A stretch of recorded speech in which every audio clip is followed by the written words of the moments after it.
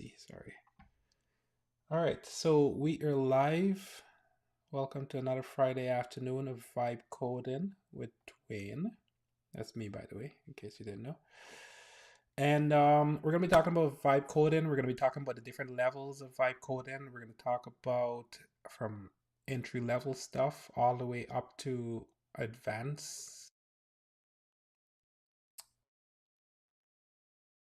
coding and how to build real proper production level application. That's what we're going to be doing today. So we're going to go right into it. We're going to let people kind of get settled in. If you're here and you're wondering, oh, sorry, drop my pen. And you're wondering who I am and what do I do? My name is Dwayne. I've been a software developer for over 20 years now, and focus on building real world applications for large companies, small companies, and every single thing in between. And on Fridays, I normally teach people how to build applications, vibe coded applications, or just vibe engineering for the people that don't want to be associated with a vibe coder, because apparently vibe coding is getting a sort of like a secondary bad rap. But that's what we do around here. We talk about vibe coding. So welcome. Okay, we're gonna get started in a bit. Just trying to get people to kind of get settled in on the chat. It always takes a little bit of time, and then we're gonna get going. In the meantime, do a quick chunk check on LinkedIn and Facebook, etc. So, if you're on, say hi. If you're coming in for the very first time, don't know who I am, ask a question. If you want a link to my Vibe Code community. So with that, while people kind of, like I said, jumping in,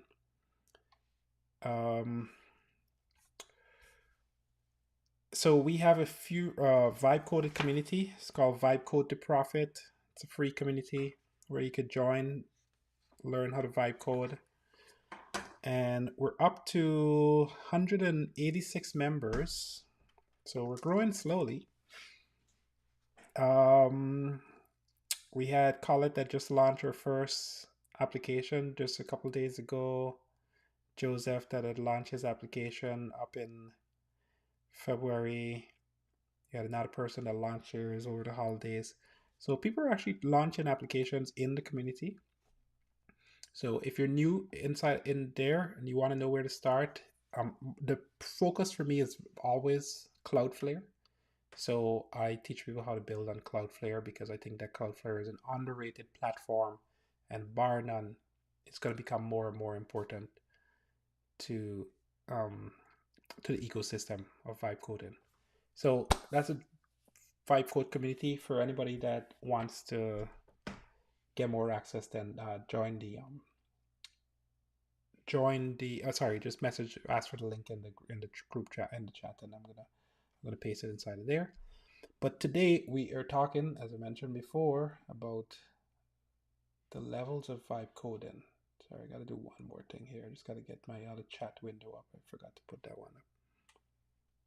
Since we can't merge all the chat windows together. There we go. Yeah, perfect. Okay, good to go. All right, so let's begin.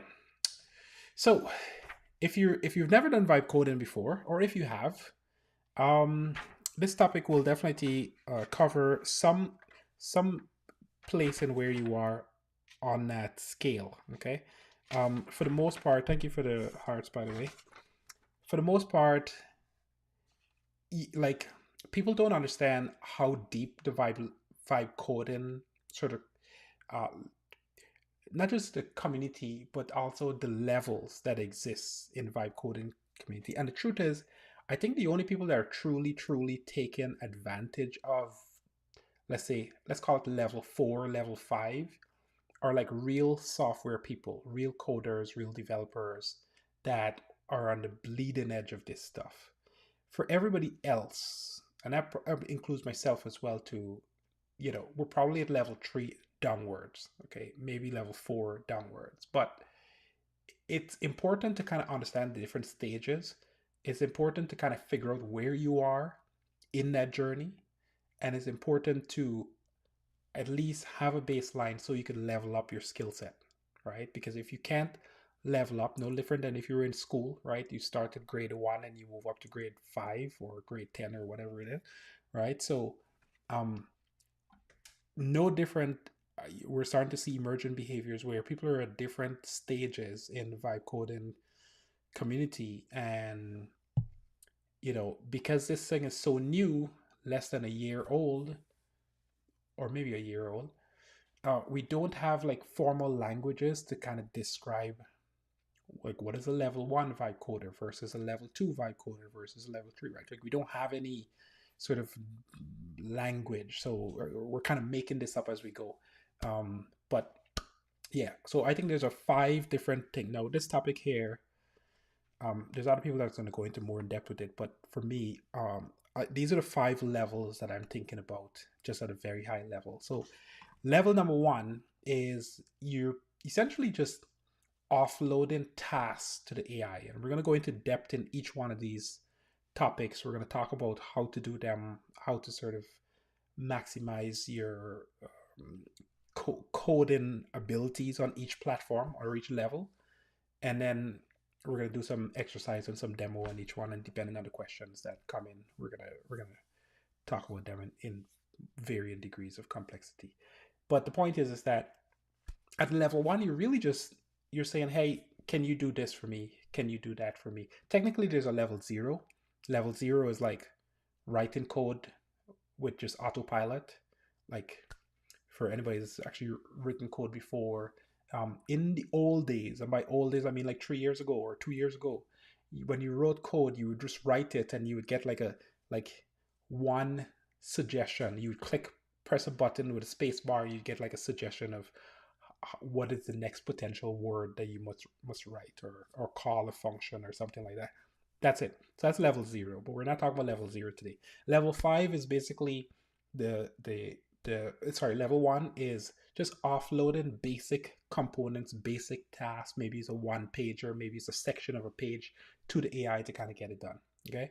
At level two is you're actively sort of like, you're writing code, but maybe you're writing like maybe a feature. You're kind of offloading a feature. So you say like, hey, can you help me to flesh out this feature, kind of work through the details on that feature type of stuff, right? At that level, you're using AI, but you're using AI, which I think most people are at level two right now, I would say. Is, if you're using Lovable, you're using Replit, you're using even the Vercels, any of the stuff where base 64, there's so many of these tools now, it's just unbelievable. Bolt, that new V0, like it just goes on and on. If you're using any of those tools, definitely Lovable is up there for sure.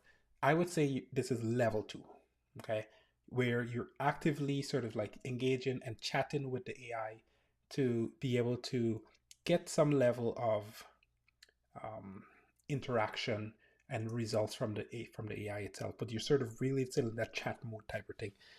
Can you train me?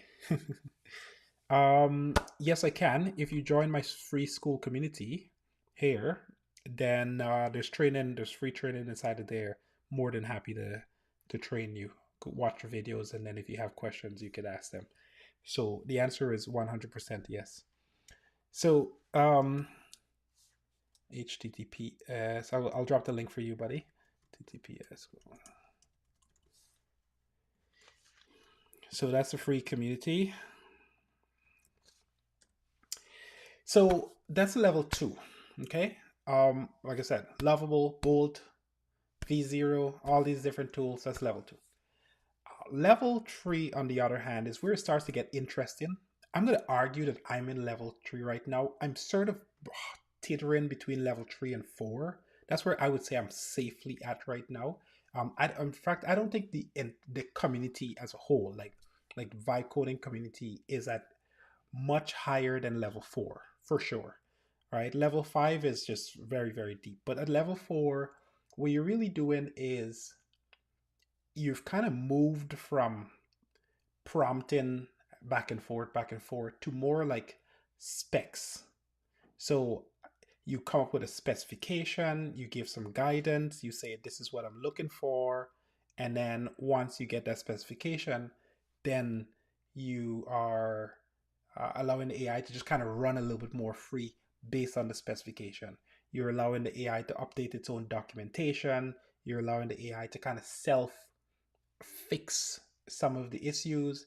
And what you're basically doing at a level 3 stage is you're essentially just kind of steering it in the right direction. So you're saying, hey, no, fix this, or can you work on this issue, or let's prioritize this, or right? Like you're kind of, I would argue, kind of like a junior project manager guiding the AI in the way that it should do things.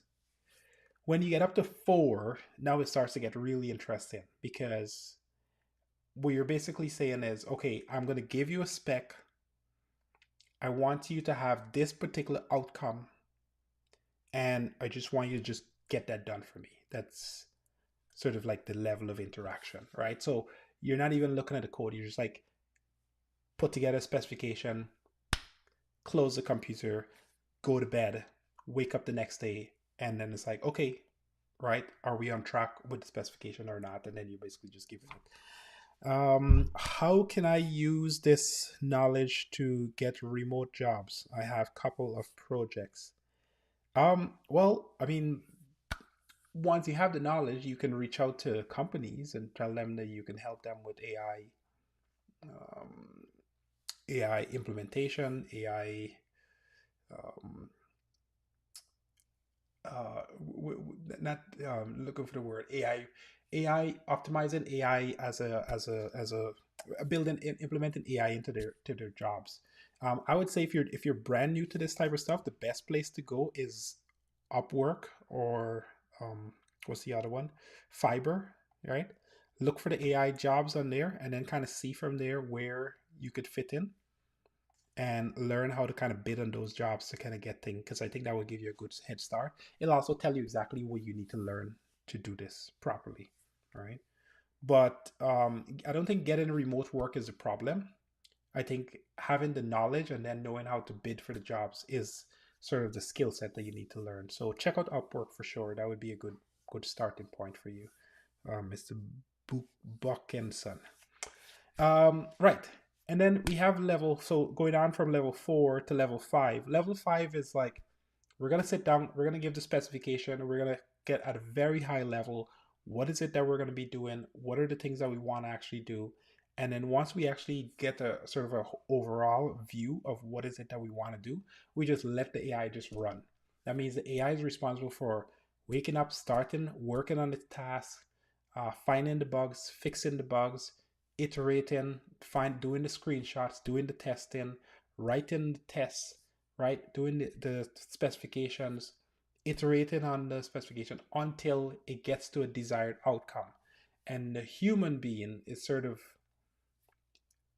just like almost outside of the loop, basically, right? That's level 5. Level 5 is really, really hard to get to. Okay, this is the equivalent of like autonomous driving, if you've ever heard of that term, like self-driving cars. Getting to level 5 is really hard, like very, very hard. In fact, it seems easier said than done. One of the problems that we have with AIs today in general is that after you get to a certain level of context, meaning that there's so much back and forth prompting, the AI kind of starts to hallucinate and it kind of starts to make things up. So you have to start a fresh new context because for some reason keeping all of that data in its memory makes it tired and then it just starts to say crazy stuff, right? Which is not far off from human beings, right? Like when you think about it, if I sat down and I just fed a whole bunch of information in your brain 24/7, 7 days a week, two things are going to happen. Number one is you're going to get tired. And then secondly, you won't be able to retain half the information that I actually put out to you, right? So it's weirdly enough, the AI behaves extremely similar to human beings' brain, which is makes you question a lot of things about society, life, and humanity. All right. So yeah, thank you guys for the heart, by the way. Appreciate it. So let's jump into the details. Offloading task. Okay. Everybody has done this here. So this is very entry level stuff. I'm not teaching any single thing new here. If you've worked with an AI, you've done this for sure. Okay. But I want to highlight a couple things about it, especially in the vibe coding world, because if you if you don't know how to prompt, okay, then you end up in a place where like, yeah, you're getting stuff from the AI, but you're not really truly maximizing the potential of it. Okay. And that's what level one is. Level one is like you're kind of just, oh, you heard that this thing could do this thing, so you basically just try to experiment with it and see what it is. But there's some there's some skill sets that I think are really really good, that is beneficial at a level one level when it comes to vibe coding. What do I mean by that? When I first started out my vibe coding journey, 3 years ago now, basically a month after ChatGPT got pretty popular. Funny enough, I didn't learn I didn't know about ChatGPT until one of my junior developers at the time mentioned it to me. That's how I learned about it. Like he kept raving about this ChatGPT thing, and I was like, "What is this guy talking about?" Okay, fine, let me download it and check it out and see. And I checked it out and I was like, "Wow, this thing is actually kind of cool." And by the next week, I was literally putting in every single piece of function in JavaScript that I didn't know into ChatGPT to get an answer to put it back into the ChatGPT. I was still manually writing all of the code, but at the point is I was doing that. So this is still a really good way of writing code. And I actually believe it's underrated, to be honest with you, because if you especially if you're learning, and for the people that are on this call right now, or whatever it is, if you're learning how to write code, don't let the AI write all the code for you. Okay. Super important that you don't do that, because if you let the AI write all of the code for you, then essentially what you're doing is you're outsourcing your brain to the AI. And that actually means that you're outsourcing your knowledge um, to you. Basically, you're outsourcing it to a company, Microsoft or Google or OpenAI or Anthropic or Google Gemini, right? Like whichever company, it means that you cannot think on your own independently unless you are actively paying a subscription to a large language model, which is nuts when you think about it, right? So basically, let me describe it differently. It would be like paying for a subscription for your heated seats in your car. BMW is doing this right now, by the way, which is just crazy to me. That in today's day and age, you could buy a BMW, and like they're willing to lease you or on a subscription payment for heated seats. I'm like, what is this? And if you don't pay that subscription, you can't get heated seats. So in other words, your butt gets cold in the winter. Like this makes no sense. But that's what's happening. That's a real thing. Okay, that's not a joke. That's like a real thing that's happened. And I see Carmel laughing in the chat here. So you don't want to be so tied to the AI that you're basically renting your knowledge, right? That you can't do any single thing without the AI. Now, listen, guilty as charged here in the room. Okay, I am definitely one of the people that have gotten so dependent on AI that I'm essentially handicapped to the AI at this particular point. And I'll give you a real world example. This week, just this week. So as of June 1st, so we're 12 days in because we're June 12th today, 2026. ChatGPT, sorry, Copilot, GitHub Copilot, which is basically Microsoft's AI implementation, has changed their pricing from a flat rate pricing, a flat monthly fee, to a per usage billing, which means you pay per usage, no different than you would like pay for the amount of gas that goes in your car, right? And last month, it was when it was the previous billing cycle or the previous billing system, I spent overage. So my cost was about $100 because I kept upgrading. It started at $10, then it was $40, then it was like $80 and $60 and $80, and it was like $100. That's been my cap. However, because I've been spending so much and doing so much with AI, I've been going over my sort of like allocated credits, and that jumped from sorry $100 to $400. So last month I spent $400 on credits for the entire 30 days. Like, okay, it is what it is. I'm getting value. I run a business. Happy to pay your $400. Well, fast forward when they made the pricing change from sort of like subscription billing to usage billing. I sat down on my computer on Monday because I think June 1st, if I remember correctly, was like a Sunday or something like that. Or maybe it was Monday. I don't remember now. But anyway, I sat down on my computer on a Monday morning. I started programming. And then by the end of the day, I was like, let me just see how much of a difference it's going to cost me to use AI. And boy, was I shocked because by the end of the day, less than 24 hours, I'd already spent $400. I don't think you understand it. Like, I was like, you got to be kidding me. This is you. No, you. This is a joke.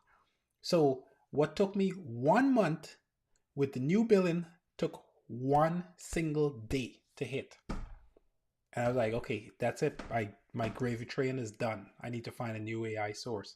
I immediately went over to uh, Codex, ChatGPT Codex, and I upgraded my plan. I was only on the $20 plan because I didn't have a need for I think because I was using the Microsoft GitHub Copilot, and I upgraded my plan to $200 just so I could squeeze out more from them. And sure enough, I'm getting at least more value from them. But that's just to tell you how much Microsoft has changed their pricing.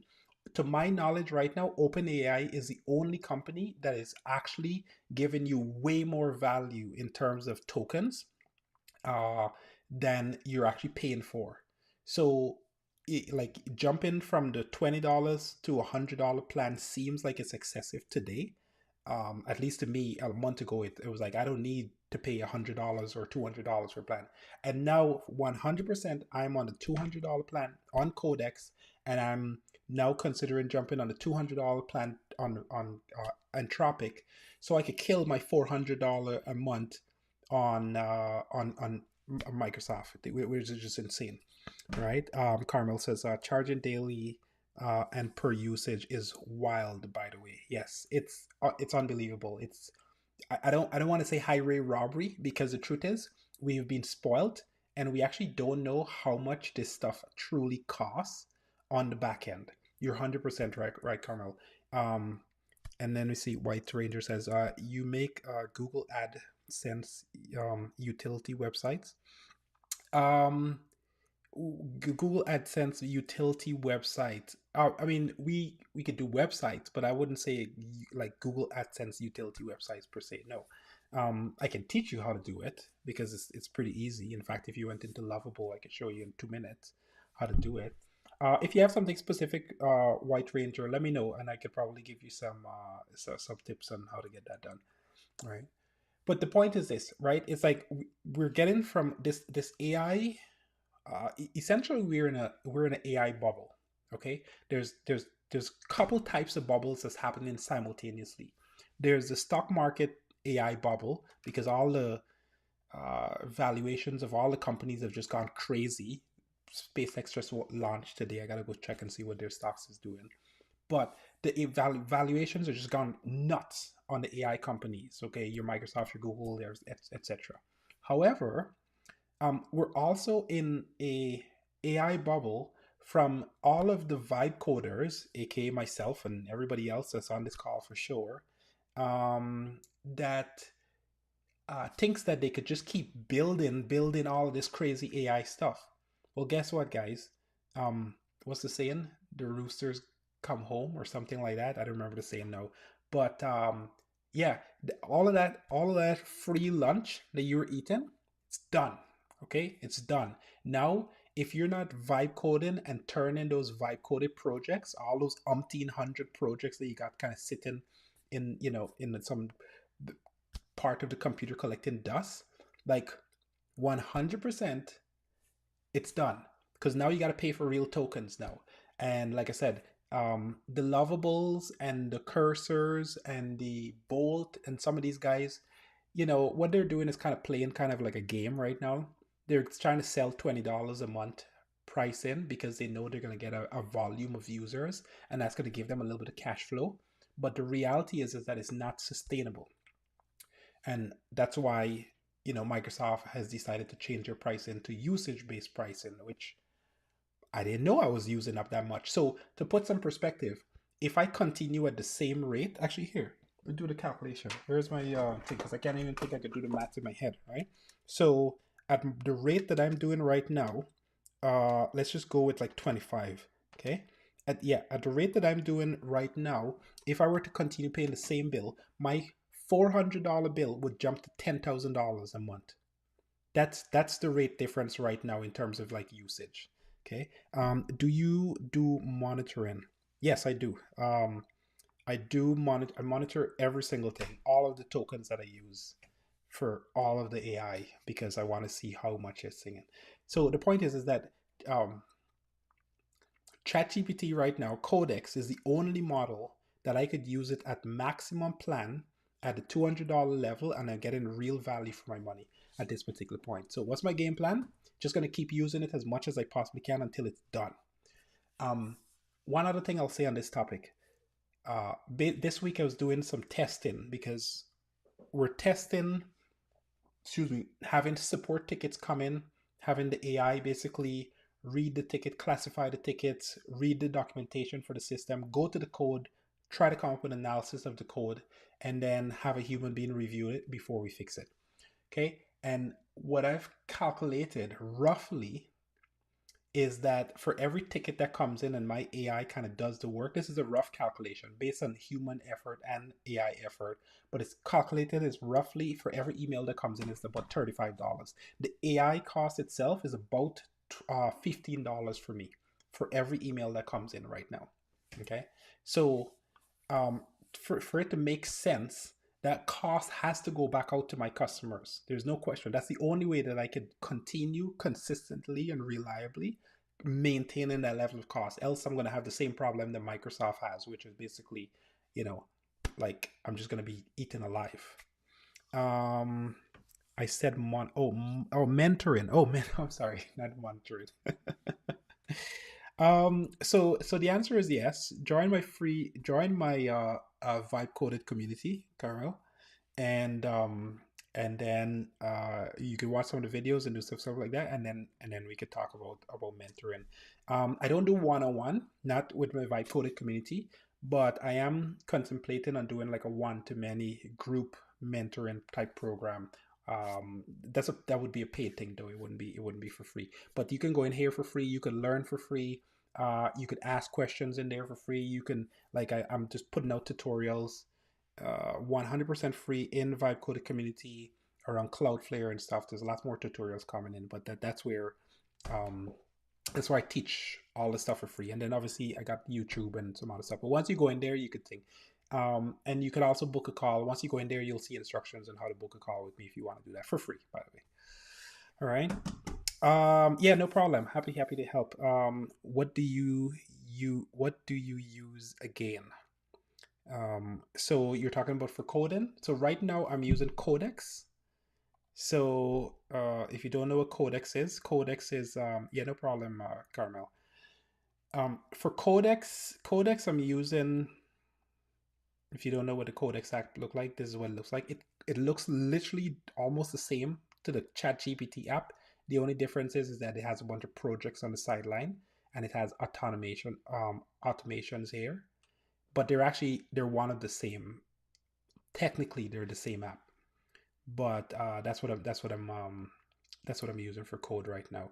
So it kind of sucks a little bit, to be honest with you, because I love Visual Studio. Where am I love Visual Studio. I think Visual Studio is a fantastic platform. And that's just where I code every single day. But what the reality is right now is what I'm doing is, where's my Visual Studio? What I'm end up doing, having to do is write code in here, and then I'm checking it in Visual Studio Code, because Visual Studio Code, in my opinion, is still the best place to be able to truly see large code base and kind of navigate the code and see what the problems are, see what changes were made before I even committed. So that's basically what I'm doing. So it's a little annoying. That being said, though, there is a ChatGPT implementation inside of here that you could use, which is Codex. It's basically the same thing. So you could do it this way as well too. I just haven't been doing it as much.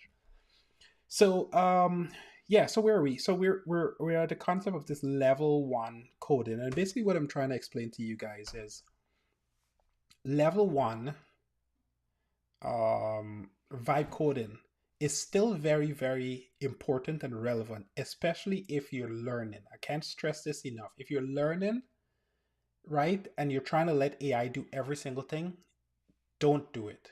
Okay? Just don't do it. The AI can do everything, but that doesn't mean you should allow it to do everything. Okay? I want to give you guys a real world example of this, okay? Because I'm planning to learn a new language. So right now my default language, to give you some context for the people that don't know me, I'm a C sharp person. Microsoft C sharp, that's my go-to language because I know it the best, and I'm very, very familiar with C sharp. However, let's call it in the last 5 years or so, I've been doing a lot more JavaScript and TypeScript and all the other web type stuff. So I'm very good at that. There's no issues with me on that particular point. And from an architecture standpoint, I'm pretty good at building large complex systems. So those are my core strengths, you would say, from a programming standpoint. And maybe I'll throw in the business aspect, which is really just understanding sort of problems from a business standpoint. So those are my core strengths. However, one of the languages that I've been meaning to learn for a really, really long time is Go. Okay. And so I'll give you guys a level 1 version of how I intend to learn Go, because this is a real thing that I plan to do, which is I want to learn Go. And what is Go? Go language. So I say I want to learn the Go language. Can you help me come up with a system on how to learn it better? Thing. Just right now, I just want to give me just the basics, the things that I should know: how to set up, how to create a variable, how to create a function, and then how to structure my code across multiple files. Okay, like this. What I'm just doing, I just did just now. This is what I intend to do to learn a new language. This is level 1. Okay, I'm just like, hey, I'm a beginner. I don't know any single thing. Just help me with the basics. Okay, and this is fantastic because I could just do sort of a back and forth with the AI just to learn the basics. Okay, so it says do a bash, Go version. Okay, so let's do that. Terminal. Okay, and ls-l cd. Let's do doc. Oh, I gotta make it bigger. Sorry, gotta make it bigger for you guys. CD projects. Okay, let's do that. Make it excessively big. Projects. Okay, ls clear. And then let's do Go version, right? So there, I got Go already installed. What's my next thing? Right, step by step. I'm gonna go make a directory. Okay, mkdir,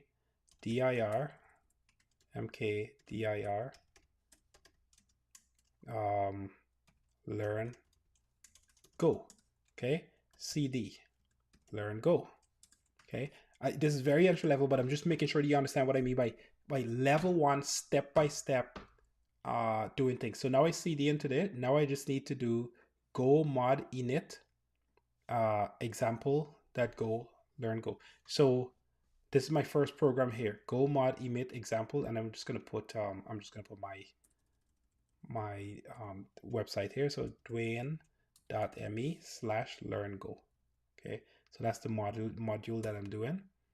Create a new Go mod, cd. So now I'm gonna do code in there. Now I got a VS Code module, and then what else we're gonna put here? So we're going to touch to go file. So I could do it on the command, or I could do it here. So fine, we can just do it here. TUCH, what's it called? Main.go. Okay, main.go. Okay, I'm deliberately showing you this just because it seems very boring and basic to do. Okay, but what it forces you to do is go step by step by step with the AI, just literally just like writing one line at a time. Okay, so it says to go run. Now I want to say, how do I do a print line? How do I do a print line? Okay. So with that, I have there fm.println hello go. Okay, so fm, is it fm? Yeah, see there, fmt dot print line ln. Now you notice the IntelliSense is kind of jumping and trying to show me something. That's fine. You know, you could take the IntelliSense when it does, but honestly, writing it actually helps your brain. Hello world, world, right? This is level one, guys. Like this is what I mean by level one here. Okay. Oh, no semicolon, I forgot. That's C sharp. Yeah, okay, so I could do an inline print, or I could use an example. So import fm. Okay, so package main. Let's just do it the right way. So I could do package main. Okay, and then yes, I gotta import fm. Okay, and then see, this is where the IntelliSense is just kind of trying to just be very smart for me, and it's like, okay, it's fine, but it's like, do I really want to do that? Yeah, and then I could just do go.run, right? So let's just save this here and go back here. Go, go. Jeez, see, what is it? Jeez, this is how much. This is just to show you that as a seasoned developer, and I still don't know this stuff, right? Where was it? Where was it? Where was it? Where was it? Right. Jeez, I lose it already. Yeah, right here. Go build, go run, and then the period. So go run, and then dot, which means this current folder, and there, hello world, compiled and thing, right? What about roadmap? So when you say roadmap, are you talking about a roadmap for a project? Can vibe coder scale? Yes, 100%. Vibe coders can scale. So just so you know, Ali, at this particular pic, I'm sorry, I'm losing my mind here. So for me, for Ali, just to answer your question, vibe coders can scale. At this present point in time, I have two major applications, really three major applications. I am north of 1.5, there's a little bit around there, 5 million lines of code. Okay. And I'm maintaining that. I mean, I have developers, but pretty much I'm full time on that right now, and that's because I'm trying to build out a new application. Okay, so vibe coders can scale. The problem with vibe coders today is that most vibe coders don't necessarily know the foundations and the basics, and as a result, they allow the AI to do everything, and that causes them to run into problems. So hopefully that helps with your answer. All right. For Ajit, your question is about what about the a roadmap for Learn and Go? Oh yes. So yes, 100%. Coming up with a roadmap for Learn and Go would make a lot of sense, right? What I'm saying is, I'm showing you how to think about a level one. Because what is our topic? Our topic here today is about um, how to vibe code and basically go from a level one to a level five. But if you're a level one, right, don't discourage yourself and trying to jump to a level two or a level three. Like, you need to understand the fundamentals at its core before you could kind of scale up your vibe coding skills, right? I think you're a dev first, so not really a vibe coder. Yeah, that is true. For me personally, I am a dev person. So technically, you could argue that I'm not a vibe coder because I've been doing this for a really long time and I kind of understand. But my actions today are vibe coding like, if that makes sense, right? I don't write code anymore, like physically write code, except what I just showed you, because I'm trying to learn Go and I'm trying to learn how the language works. I will sit down and learn the language first so that I can know what the AI is doing when it's doing stuff. Okay. And that's kind of the difference, right? Like what I'm trying to explain to vibe coders, the new vibe coders, the people that are not, they're not dev, they're not whatever, is you don't have to get down and like really learn the granular details of the language. That's not what I'm basically saying. But what I'm saying is you have to understand at its core the structure of an application. You have to at least understand how to, Ali asked a question about scaling. You have to understand how to structure your application in a way so that it can scale. All right, and that's kind of the juxtaposition that we kind of have to deal with. So it gets a little tricky because people say, oh, vibe coding, and if you write too much vibe code, it's just spaghetti code. Well, I've been doing vibe coding now for a year and a half properly.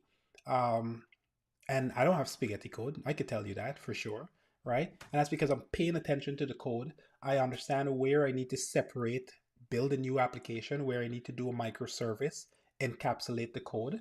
And my applications are fairly complex. They go all the way from voice technology to phone technology to full AI being able to do handle calls.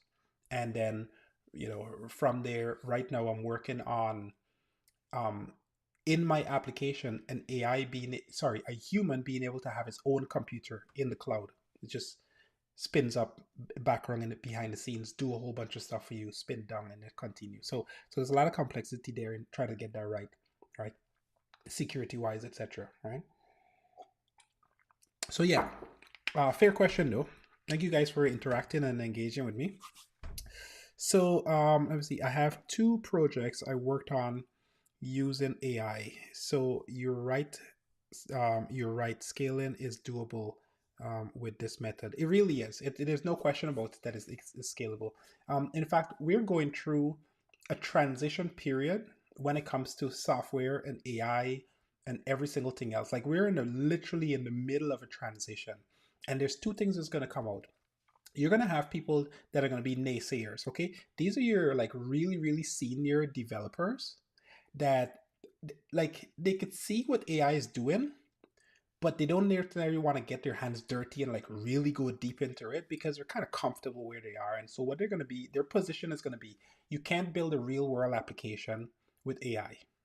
Okay, that's going to be their position. And frankly, there's some things that they're actually right about. But here's a reality: there's not a single company today, and I could say this with some level of certainty because I've heard this either one from the CEOs of the companies or the developers that are working on these things directly. There's not a single CEO today, large company today that's not doing real complex work with AI. Okay, Nvidia, they claim, right, the chip company that's doing all these chips, they claim that they're doing something like 60 or 70% or something like that of their work is just done by AI today. And they're using Code Rabbit, which is a tool that helps you to review code to figure things out, right? And they're doing like real world, they're literally the GPUs that's running a half of this AI stuff. You can do it, but it requires a level of discipline. And like I said, there's a couple of engineers that are going to sit out there on the sidelines and they're like, oh no, AI is not for me. You can't, AI can't do this, AI can't do that. Well, AI is evolving so fast that your naysaying attitude will be obsolete in like 6 months. It just will go away. Okay. Even I've watched Linux Trovell, which is the guy that maintains Linux, which is the largest sort of operating system in the world. You could argue about that. And he's come around. He's like, wow, no, this AI thing is actually really good. So it's doable. Okay. Um, yeah. Okay. I digress.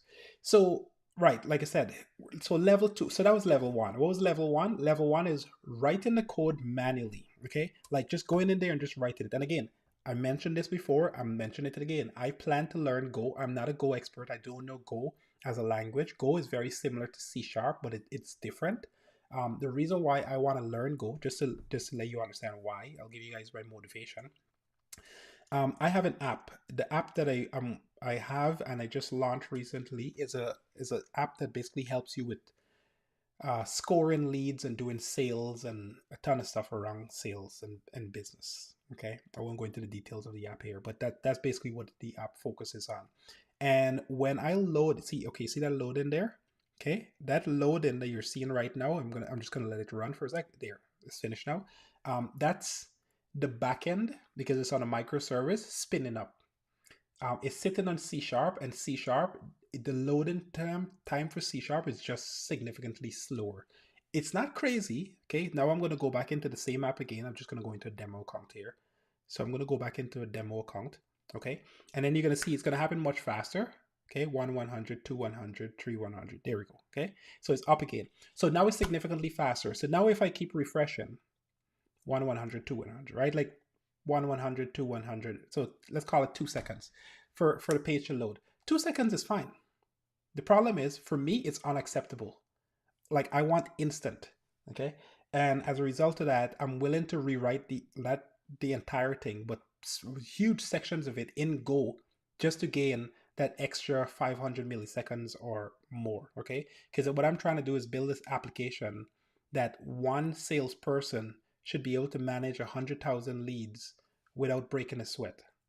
Okay. All by using voice and interacting with the application, whatever cases. So for me, 500 milliseconds matter enough that I'm willing to rewrite my entire backend in Go. And that's basically what I'm doing. Now, it's not going to be a full rewrite, just to be fair. It's just going to be the parts where it's like very um, sort of like the speed matters, loading time matters. And my aim is under 200 milliseconds. So my aim is to have a million a customer can have 1 million records in this platform, and every single page should load under 200 milliseconds. That's my bar. To do that, it's just some extreme sort of like way system design thinking that you have to kind of do to kind of accomplish it. And I'm not willing to sacrifice 500 milliseconds on that. That's my personal motivation. Motivation for writing in Go. Okay, and as a result of that, I need to spend time learning the language of Go properly so I could understand what it's capable of doing and where it falls short and where C sharp is better because there's always trade offs. Right. Um, Sorry, let me get up with the questions here. So, isn't this wrapped in Google Business API? LOL. I wish it was that easy. No, I writing every single thing from scratch here, so definitely not wrapped in Google Business API. If it could, I would. But it's not my mission. No, I'm actually my backend is sitting on Azure, using Cosmo DB backend and SQL, which I'm trying to get off of. We're trying to switch to Postgres, and yeah. So,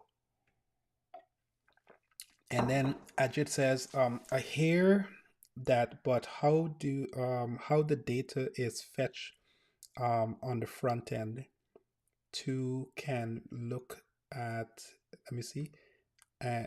Front end two can be looked at and do DB design. I hear that, but you also have. Like, I'm just trying to reread your question again. I got dyslexia, and when I see long questions, my brain just goes haywire. Bear me for a second. So I hear that, but also how the data is fetched on the front end too can be looked at, and the DB design. I think I'm getting what you're saying. So you're basically saying that you need to evaluate how the data is fetched on the front end, right? So how I'm pulling in the data, and then I also need to look at the database design. And these are absolutely 100% true things that you need to think about. So I don't know if you're familiar with NoSQL here, but with NoSQL database, especially in Cosmo DB world, I can't say for Mongo because I don't really do Mongo, but for Cosmo DB, which is the database that I'm focused on, which by the way, OpenAI is sitting on, by the way. So if you guys don't know this, it's a little fun fact trivia for you. Um, the, can you point me to an article that shows OpenAI sitting on Cosmo DB and some of the things that they learned? Excuse me. So OpenAI is using Cosmo DB on the back end, and they've done a fantastic job in just proving that this database scales really well because they're doing something like, yes, the article you probably want is OpenAI engineering post was scaling PostgreSDB to 800 million users. So this article here talks about how they're able to scale to 800 million users with ChatGPT. Okay, they're only using, which was a surprise to me, they're using Azure Postgres SQL Flex Server instance, which so I use a variation of this. um it's okay, but Microsoft has learned so many that there's some problems with this that they're now building out a new version of their database system called Azure Horizon to address this problem. My point, Mike, you mentioned this Azure, so I'm just kind of going into a little more details here than I should. But the database design does matter. What I find interesting about OpenAI in this article, by the way, if you guys haven't read this article, go read it because it's a very fascinating article. um, is that they're using one single database, which is a surprise to me. They're using one single database to manage 800 million ChatGPT users. Now that's a heck of a large database, but they're doing it. Now I don't think it's perfect, but they're doing it right. And they mentioned in the post that the way how they're doing it is that they're really just caching the crap out of everything. See here, this cache failure. They just cache like crazy. And also in the post, Control F, Cosmo. So you see here, they're talking about Cosmo DB. So Cosmo DB is a backend database that, see here, Cosmo DB, optimized for application logic and minimize unnecessary writes. So they're using Cosmo DB heavily, and it's just helping them to kind of scale this out and use one single database, which is phenomenal and pretty impressive. I thought that they would have had a more complex architecture in the back end, but to see them doing this with 800 million gives me a lot of confidence in Cosmo DB, because I've always been telling people that Azure Cosmo DB is one of the most underrated databases, period. And Postgres, these guys have proven that. So yes, your database absolutely matters for sure. Okay, let's get back on topic, shall we? So, level 2, all right? Good caching strategies will save you a lot of cost. Yeah, 100% for sure. Yeah. By the way, if you guys are not using caching, you should please, okay, this is my 2 minutes of promotion of Cloudflare because I just think they're an underrated company. You please utilize Azure K value, Cloudflare K value, globally distributed key value database with infinite scale. This thing is fantastic. It's really, really good. Very, very good. It's $5 a month. Okay, like you can't get better caching than that. Oh no, okay. There's a pro level for $20 a month, basically. Oh, sorry. This is, what am I doing? This is a completely different thing. Um, highly, highly recommended. Highly, highly recommended. Okay. So yes. Where am I? So at level 2, okay, at level 2 implementation, you're kind of moving away from the just copy and pasting code to more of an interaction where you're allowing the AI to do some level of writing, but the AI is writing kind of on the basic level of like a feature. It's not even a full feature level. It's more like, work on this page, fix this problem, do this thing, right? And the way how I tend to think about this level is when I'm in code. So let me see if I could pull up my code here, for example. Oops. So when I'm in actual code and I'm writing, I'm going to use my real code here as an example. Okay. Let's just say, let me think of a problem that I could actually work on while we're on live.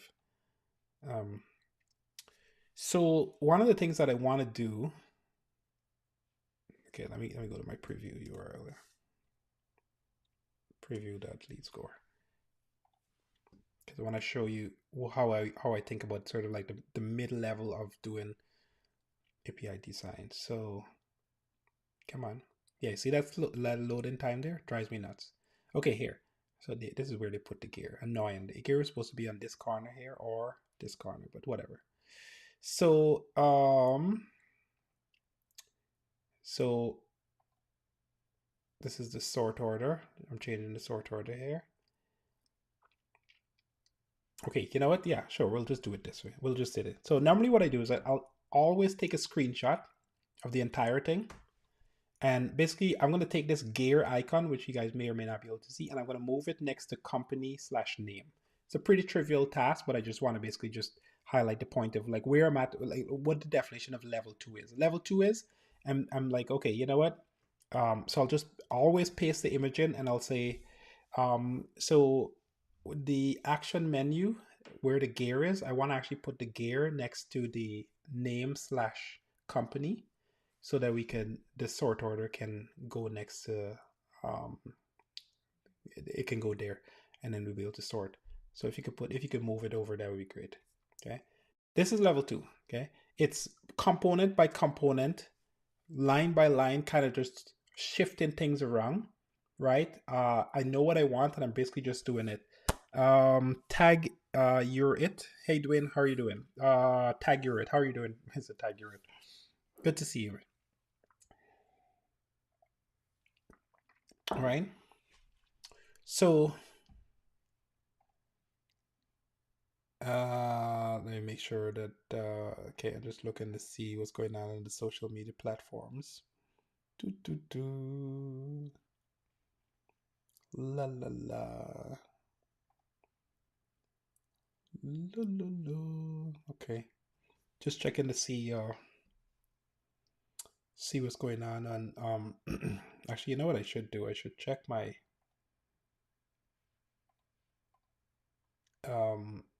my LinkedIn just to make sure that nobody messaged me there.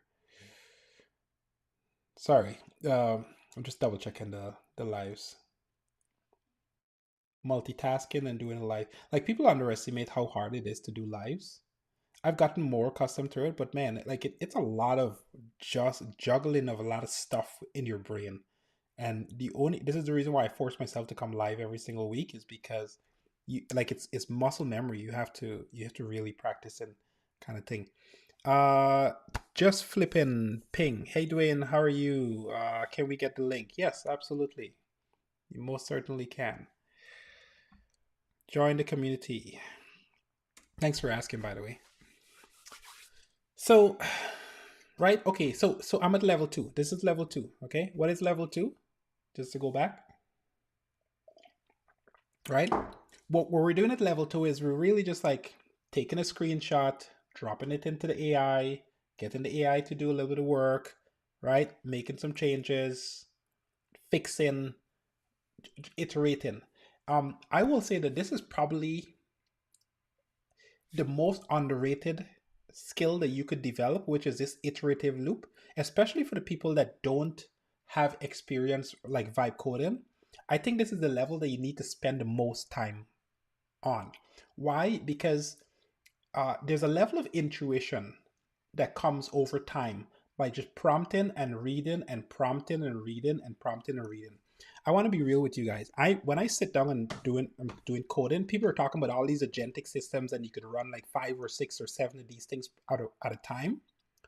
90% of the time, I'm either on one, maybe two things that I'm working on at a time. Okay. I'm never on more than that at any given point. And the reason for that is um that you have to kind of spend some time with the AI to kind of understand, get a feel of it. Like I know what a Claude Opus 4.6 feels like versus Claude Opus 4.7. I can't say much for 4.8 because I just skipped it. Um, I know what a 5.4 model feels like. I know what a GPT 5.5 model feels like. And I know what's the other one? 5.5 mini, which is, I use that quite a bit for speed. Okay. Like you have to develop this intuition, this feel, this human being. It's no different than if you're, for for those who've gone on dates in recent years, I haven't because I'm married, but when I was dating, uh when you meet somebody for the first time, you sit with them, there's a level of intuition, human intuition, that kind of matters, and you can't overlook it, right? And a couple of conversations in, you could quickly tell whether you're like kind of jiving with this person or not. And that intuition exists with these models. That's the only way I could describe it, because there's something human that you have to kind of feel out. And so what I see a lot of the new vibe coders doing is it just kind of just let the AI do its thing and they just kind of walk away and just trust it. No, you got to sit with it. And this is the other thing too. If you notice that I'm vibe coding, I just did a whole bunch of, I asked it a whole bunch of questions. It showed me a bunch of notes. See here, right? It went through both. So I normally read every single one of these lines, or at least, or maybe I should say every line, but I would say like 60-70% of the stuff that it's doing, I read it, because in reading it, it forces my brain to slow down and understand what the AI is trying to do. And when I do that, it helps me to get an intuition and a feeling of what's going on. Okay. That's your level two. Okay. It's really, really just kind of like getting into the nuance and just spending time with the AI as it goes back and forth, iterating and really learning some of that nuanced behavior, right? Before you think. And I'm not the BAM CEO. That's funny. How does AI deal with memory leaks? I think you asked this question before. I remember you asking this question. And then Jit says, so I'm only comfortable with one cause I want to review.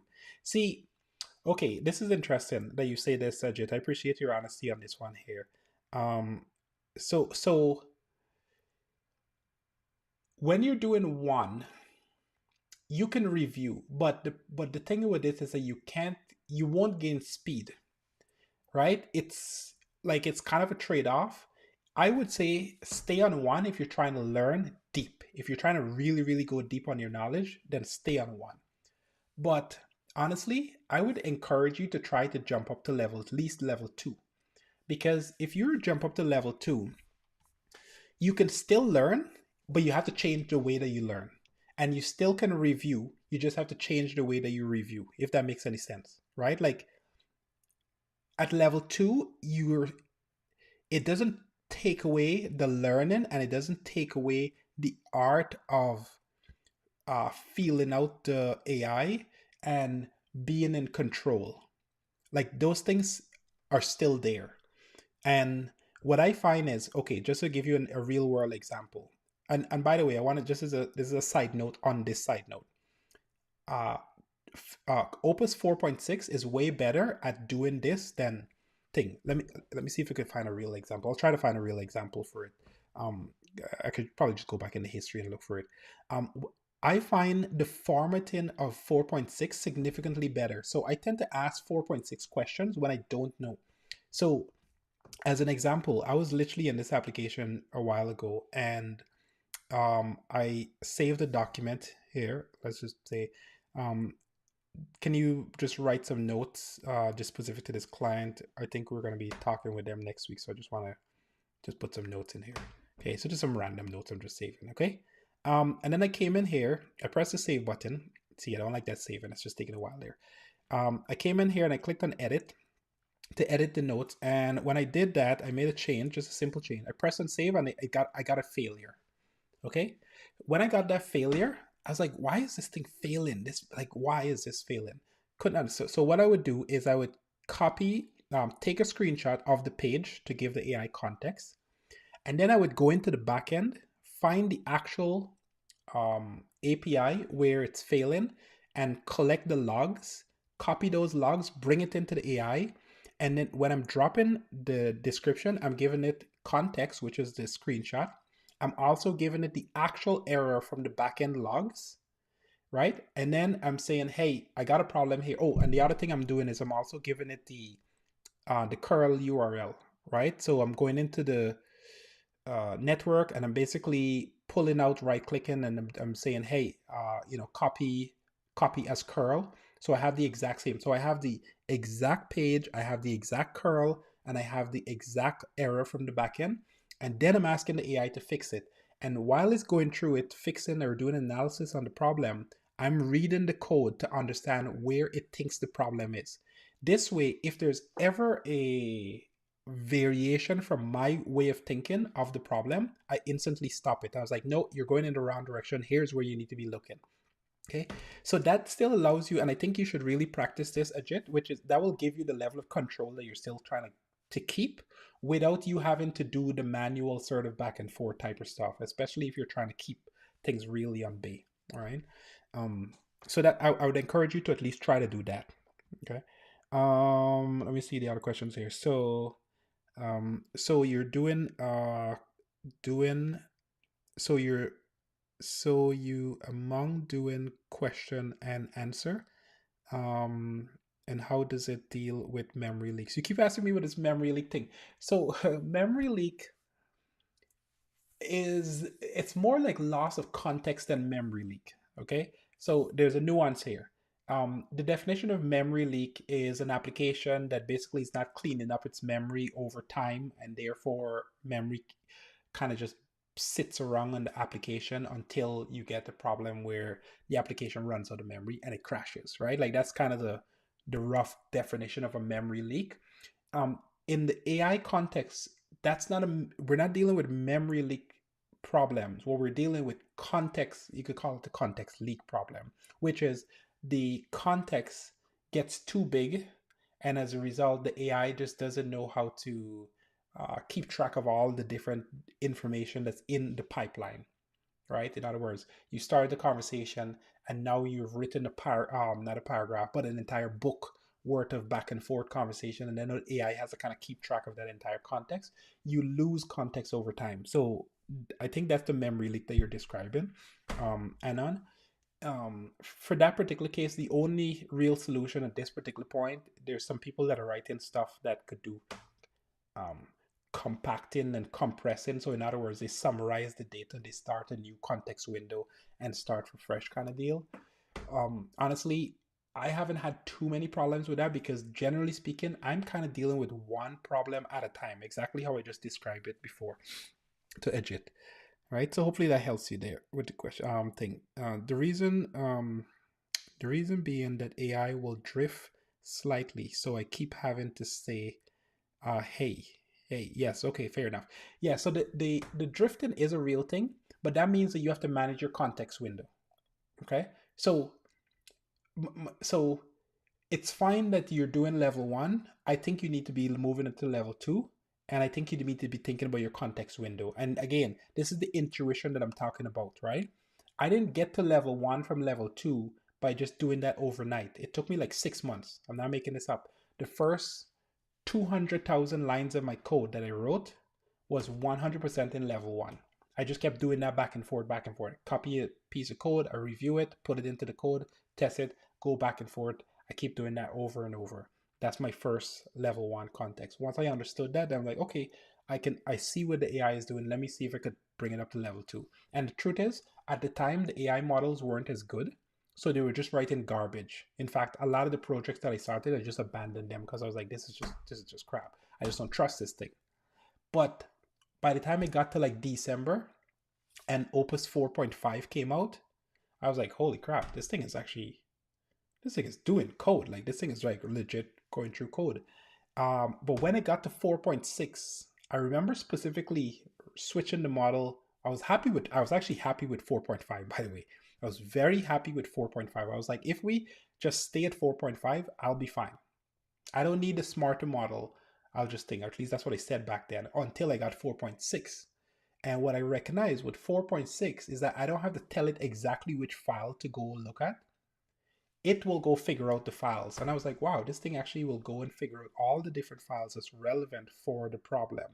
And that was the switch for me that made me realize that this thing is smarter than it actually like that I thought it was. And so I started, now I don't even bother to tell it where the files are. I just give it enough context, like just so I showed you, screenshot of the UI, screenshot maybe of the logs, maybe. And I was like, go figure out where the files are. And it has enough context to go do that. The key is though is that we are doing every single time it does some work, and I think this is the problem that you might have that's causing you to not let go is documentation. So we have, let me see if we're going to log into the right thing here. Let's see. No, sign out. One second. I got to sign into the right thing.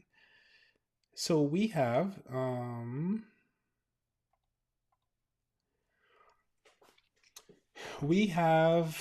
documentation for every single release, for every single page that was created, right? See here, release notes. And this is generated automatically on the fly. And every single time the application does a job, it releases release notes. And then it's also responsible for going in and doing its own documentation of what was done for each app, for each feature.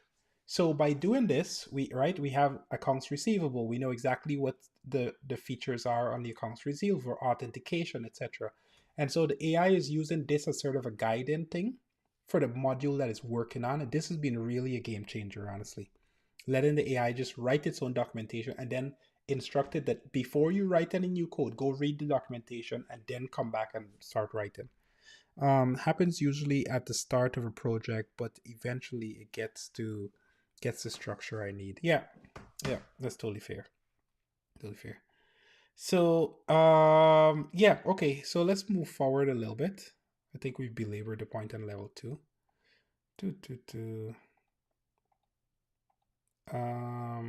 Right. So at level 3, okay, again, full disclosure, I'm not at level 5, okay? So I'm not trying to sit here and tell you guys I'm at level 5, okay? I'm trying to get to level 5, okay? But I've learned enough to know and have an idea of how to get to level 5. So we just talked about level 2. Where are we at with level 3? Level 3 is a little bit different. Level 3 is like, I would say, level 3 is where you're really spending time trusting the AI, like trusting it, like truly trusting that it could deliver for you. Now, outside of tokens and costs, because that's a whole lot of conversation, when you're at level 5, you just let the AI rip for like an hour, maybe 2 hours, 3 hours, maybe a half a day if you got that kind of money to spend, and you just kind of just let it do its thing. Okay. So I do tons of features like that on my application. I'll try to see if I could whiteboard it to kind of make sense of how I'm doing that, because it gets a little complicated, and I'm trying to stay surface level here with this conversation. So this application, it's a really big application. There's lots of moving parts on it. Okay. There's a lot of complexity. And in the beginning, let me see if I could here. Let me see if I could do it this way. Okay, now I'll do a whiteboard.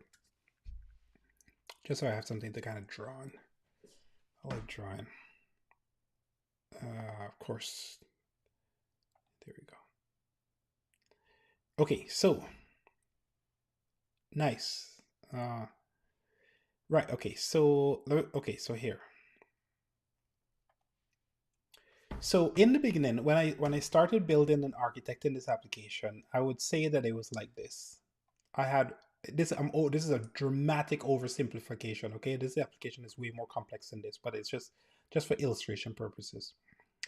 I was gonna have one application. So this is my app, app, right? And this is my database on the back end, db. And in here, the tables, I think there's about 120 different tables for sure that's in the application right now, just to give you some context of how big the database is on the back end. However, I started building out significantly more features, lots more features, tons new stuff. Ideas keep flowing. Token is cheap. Why not? Within reason, right? But that's basically what started happening. So instead of me adding more complexity to the existing database infrastructure, which is a thing, let's say I added this new feature here, and I added this new feature here, and I added this new feature. Instead of me adding more to the database on the back end by having to add 3 more, 4 more, however many tables, what I started doing is, this is where Cloudflare, just amazing. Okay, I will swear by that. Like, anybody that tells me I'm wrong, I'm telling them they're wrong. Okay, Cloudflare is by far one of the best platforms, bar none, to design on or to build your application on. Okay, I will die saying that. Okay, unless they do something stupid. So let's just say that this is Cloudflare. All right. What I started doing is, instead of making this database get even bigger in size, okay, I started spinning up smaller D1 databases. Okay, so this is a D1 database. This is a D1 database, right? D1, etc. You get the idea, okay? And by doing this, I'm able to build a very small feature. So give it the database, build a completely new, what Cloudflare call a worker, which is really just a static app, okay?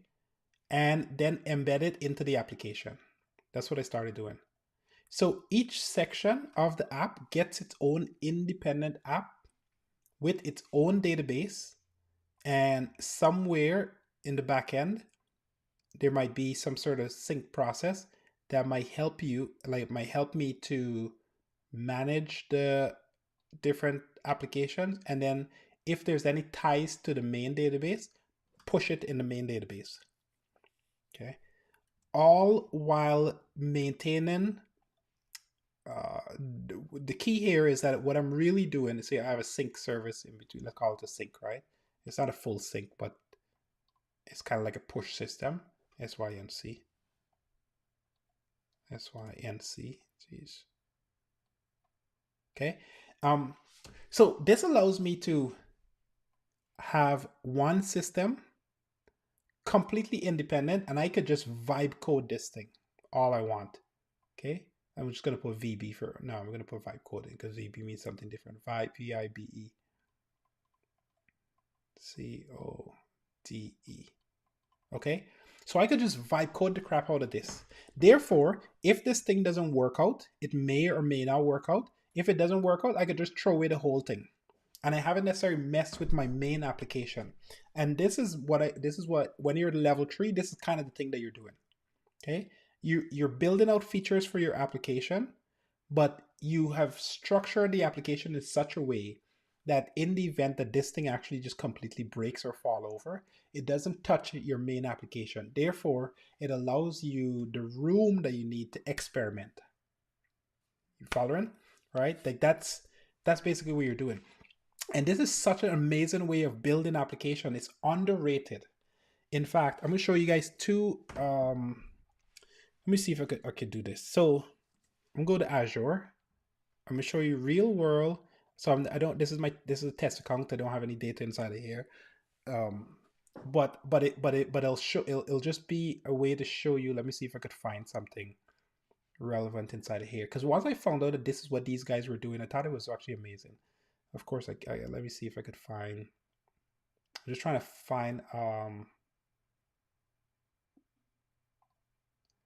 find a section that has some kind of information. Maybe we might get lucky. If not, then okay, sure. Let's do it this way. So if I were to take a snapshot of this Azure back office system, right? It is Azure here. Okay. If I take a back office of this, when I found this out, I was like, oh, that's what they're doing? That's cool. I'll show you what I mean. So this is the Azure backend. What they're doing right now is they're loading, when you navigate this section here, when you navigate to it, this is its own web app. Its own web app in an iframe. FRAME. Handwriting is terrible, sorry. Okay, and then this here is its own iframe.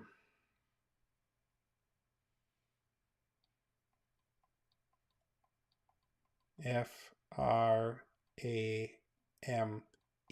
Okay. And the reason for doing this is because the core application, this application is so large and so complex, right? Any single thing a Microsoft does is very complex usually. You could arguably slow, I would say that sometimes. But this is so complex that basically it you cannot build the entire application under one framework. It would just break. So they basically just every navigation element is its own iframe and its own layer, and I think they have it like 3 or 4 layers deep in some cases that with iframes, and they consistently do this, and it scales really really well. It's an underrated way of building an application. Okay, and so when you're doing vibe coding, this is what you do to kind of get to that scale. So in the same way, this is a more tangible example maybe. Okay, on my application, I got the home page. The This application here was written a while back, so it's kind of written in older technology. It's written in Vue 2.0. We're up to, for those who don't know, we're up to Vue 3, nearly Vue 4. And definitely Nux, which is a framework similar to Next.js. It's Nux.js, Nuxt JS. That application, this application here, written in Nux 2.0, we're now up to Nux 4.0. It's a little bit old. So what do I want to do? I want to build new features into the application, and because of that, it's a little bit hard to do because it's an old thing. So instead of replaying the whole thing out or upgrading the entire thing, this section here, this middle section here, is an iframe. And so if I go across to planning and I go to calendar, in this section here, I'm able to, you know, build out a new section, completely new section, using new framework features, etc. And more importantly, I'm able to use that in an iframe, makes it seamlessly integrate with the main application from a UI standpoint. And then here's the best thing: when I click on this, it opens up this side panel. This side panel is in the parent application, not in the child. So this application, this homepage, for example, there's no iframe here. This is the real application. If I click here, this side panel opens up. This is part of the application. However, if I'm in the calendar, this section here is an iframe. So the question is, when I click on this, how is it able to get this side panel open up? They're in two different complete worlds. They're almost like two different web pages talking to each other, or think of it like two different browser tabs communicating with each other. And the way how I'm able to do that is because I have the inner application sends a message up to the parent, and the parent basically takes that message and says, "Can you open up the side panel?" Okay, so I do that very very often to be able to scale multiple types of application, and it allows you to modernize an application pretty well. So what does that have to do with level 3 of vibe coding? The thing is, when you do that, if you really really sit down and build out that kind of structure, it allows you to just allow the AI to just kind of just focus on one entire feature and just let it just go crazy. Okay, in my particular case with the calendar system, I was able to just say, hey, I want to build a calendar system. Here's what the backend looks like. Here's what the database looks like. Here's what the structure of the existing application is sending me. So you have to match this structure. And these are the features that I want. This is how you go do it, and then just go do it. Right? And just let it rip. Okay. Hey, Memacita, Mamacita, yeah. Do you use Claude? Yes, 100%. Use Claude all the time. By the way, guys, double tap the screen if you don't mind. Give me some love. That'd be great. Okay. I use Claude 24/7. I shouldn't say 24/7, all the time. Claude helps me. Actually, the presentation that I'm putting up today was by Claude. For coding, I use Claude in Codex. Sorry, in GitHub Copilot mostly. Right. The new model Fable 2. Yes. I've used it, but now not a lot. To be honest with you, I kind of don't really care about the new models anymore. That's something that we should actually talk about. We'll take 2 minutes and kind of deviate from the topic a bit. Um, so Fable.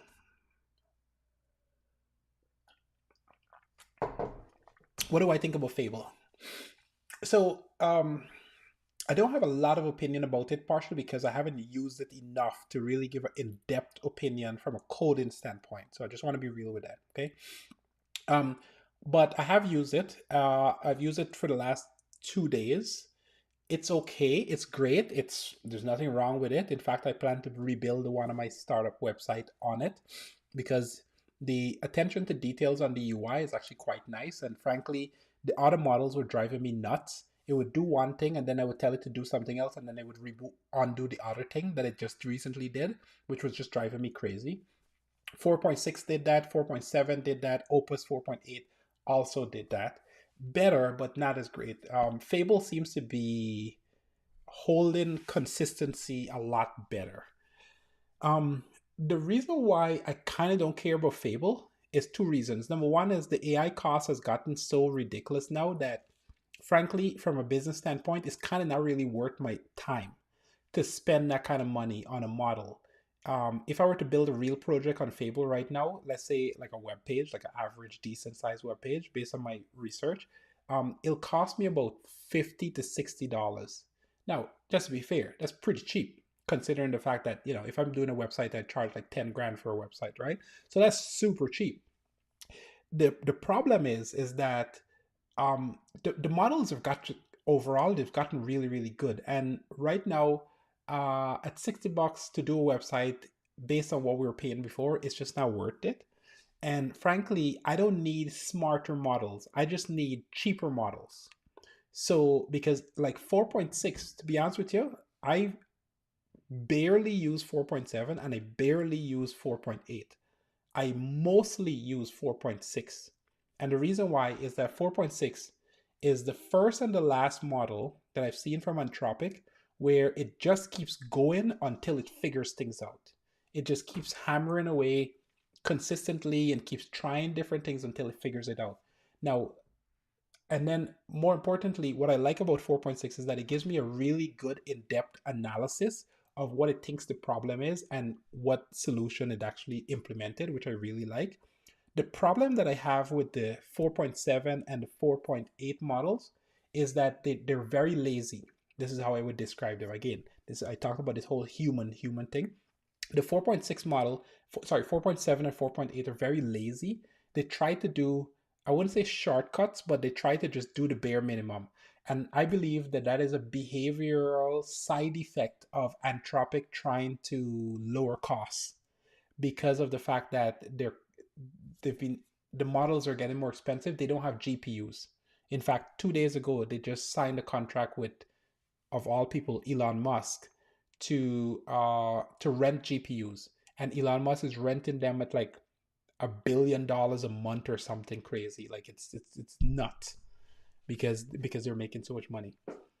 So yeah, so 4.6 here, you're agreeing with me, Mamacita. Um, if I use any local models, no, not right now. Don't really use them. I've tried the open source model by thing, but I don't have a fast enough computer. I'm on a M4 Max right now, and my M4, I don't even have space on it right now. I got a terabyte in this thing, and it's full.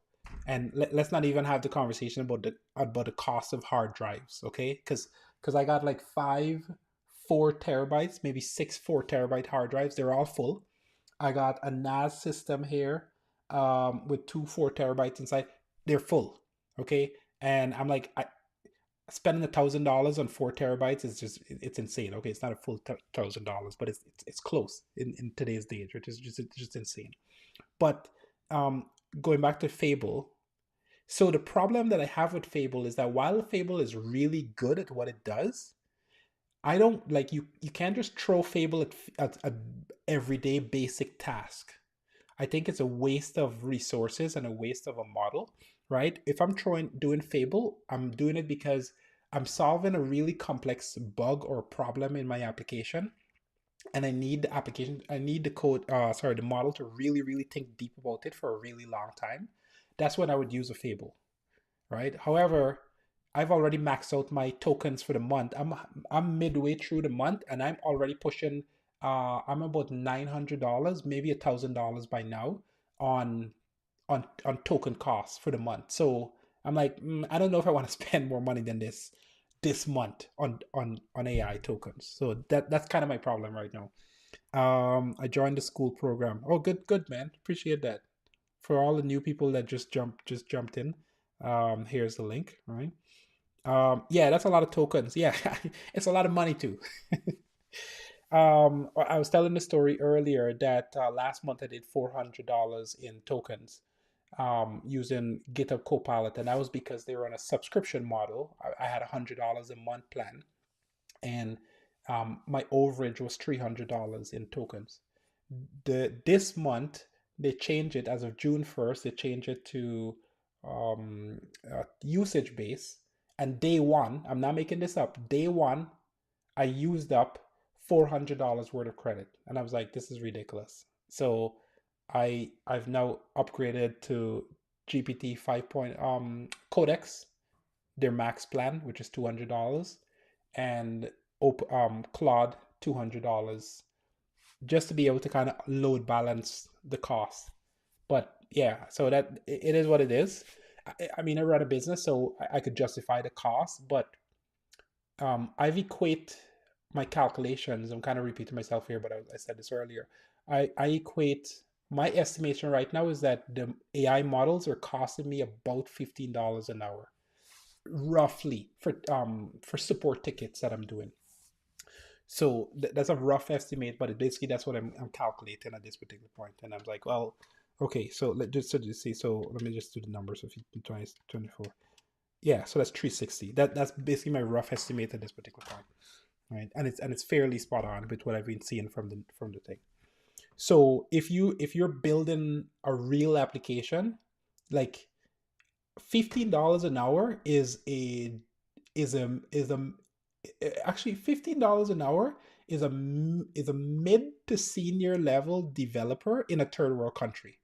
I'm using third world country loosely here, but like the Philippines, which I've hired. I've had developers in India. I've had developers in the Philippines.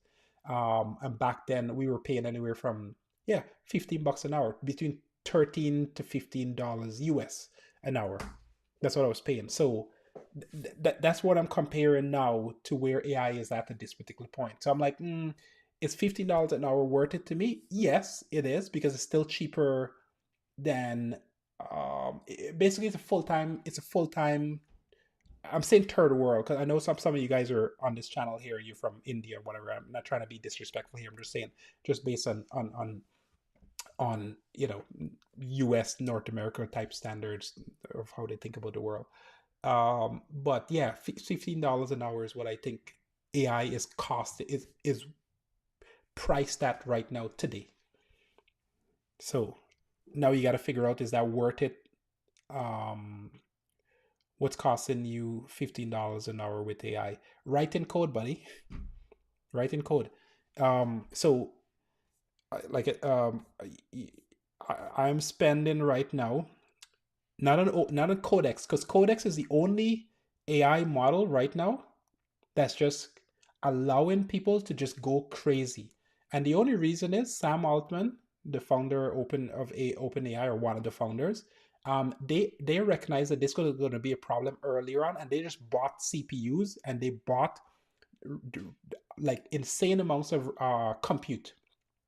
So they're one of the few people that are not getting impacted by volume. They're running at 800 million users per month, active users per week or something like that, and they're fine. They're not having outages, issues, and all kinds of stuff. Whereas you can't say the same for Claude Opus. They don't have half as many users, and they're having this kind of problems. And that's because they didn't have the foresight to really think about the GPU problem. And as a result, this week here, they're just buying CPUs from they're buying GPUs from Elon Musk. Literally, like they're just, hey, we gotta rent the Elon Musk, because nobody has GPUs. Period. Okay, nobody has GPUs, and nobody has hard drives right now. Like, you know, your 1 terabyte hard drive is now costing you $300 a month thanks to AI. So yeah. $15 a month. Yeah, I got that. What was the other question? So that's a lot of cost. I only use $20 in codex and I'm fine. Yeah, so I'm with you. I was at $20 a month. I've long surpassed that now. I survived on $20 a month up until 2 months ago with codex, and then I jumped up from $20 to their $100 a month plan, and now I'm at their $200 a month plan, and I'm just milking as long as I possibly can because I know I'm going to run out pretty soon. And like I said, I'm on, for GitHub, I'm on their enterprise plan on GitHub. And GitHub, that's the maximum plan that I could get on GitHub. And I instantly use it out within a day. And then I got to start paying overage fees. And like I said, $400 in 1 day. That was the cost on GitHub. So I'm like, this is not sustainable.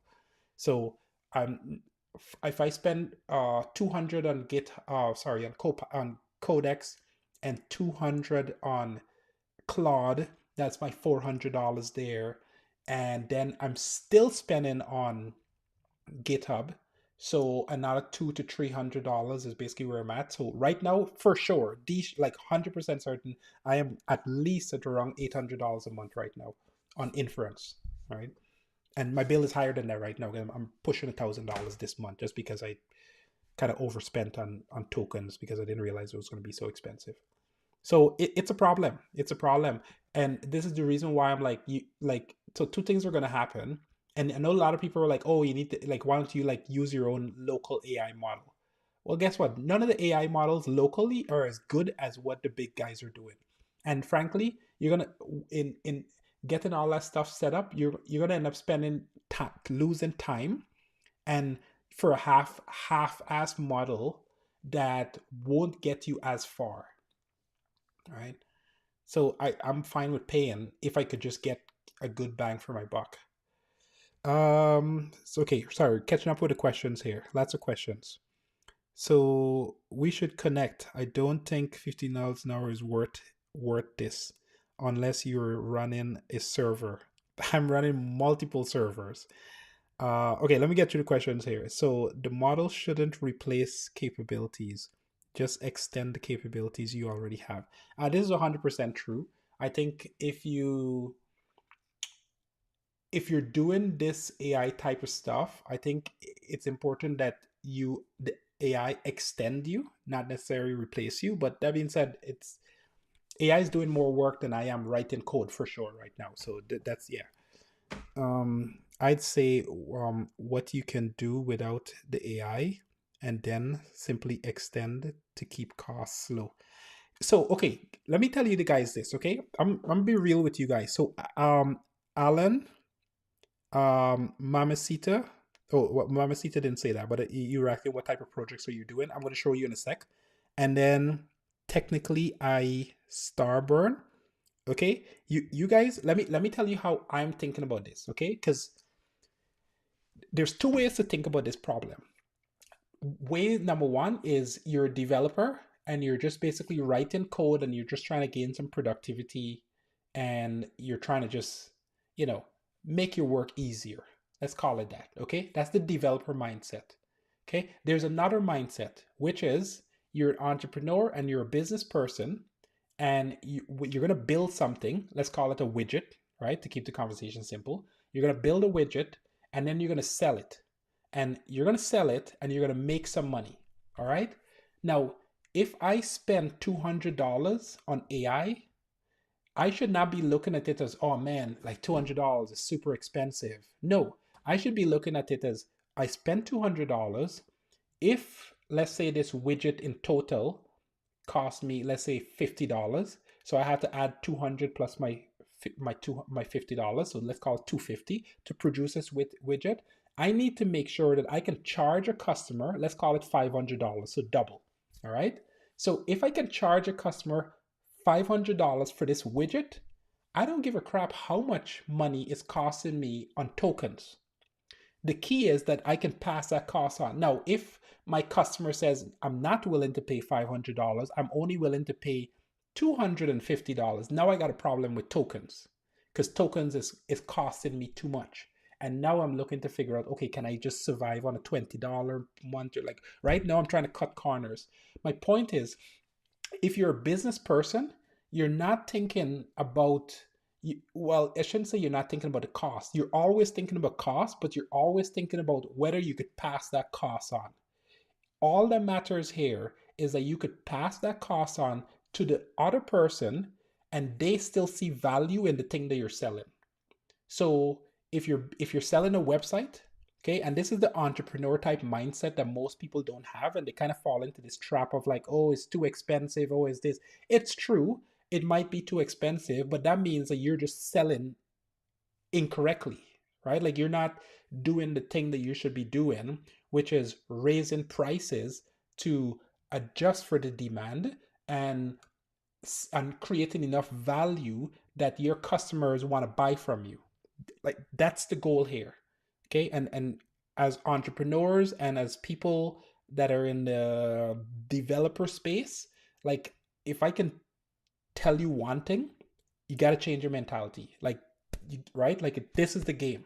All right, the game is sell at a higher price. Okay, case in point, I'm not going to go into politics here because there's a whole lot of can of worms. Okay, but if in case you guys haven't noticed, there's a war happening, okay, and that war is on oil and all the craziness that's going on here. And we're not going to get into politics here, but I'm just going to make a point. All right, so so so nobody can get oil across the world. So you think the guy at the gas station is going to be like, oh, I'm sorry, we can't get any oil, and so you know what we're going to do, we're just going to sell it at the same price.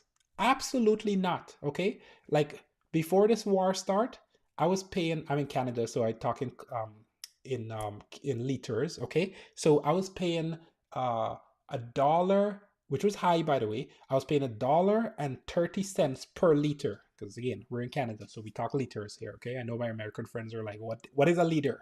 I can't help you. Okay, but I was paying $1.30 per liter.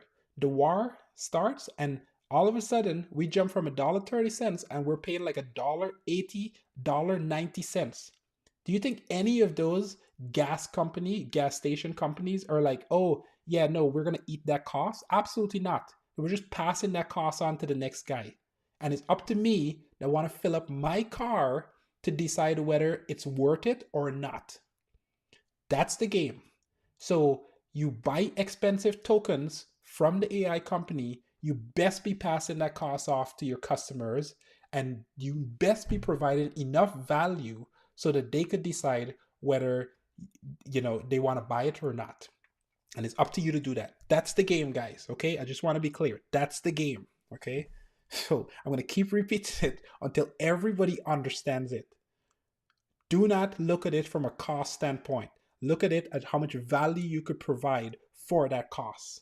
Okay, I'm finished preaching. Hopefully you guys get it. All right. Okay, let's see if we got any more questions here. Hang on. You guys have been chatting. I appreciate you guys. Give me a thumbs up if you're getting some value from this here.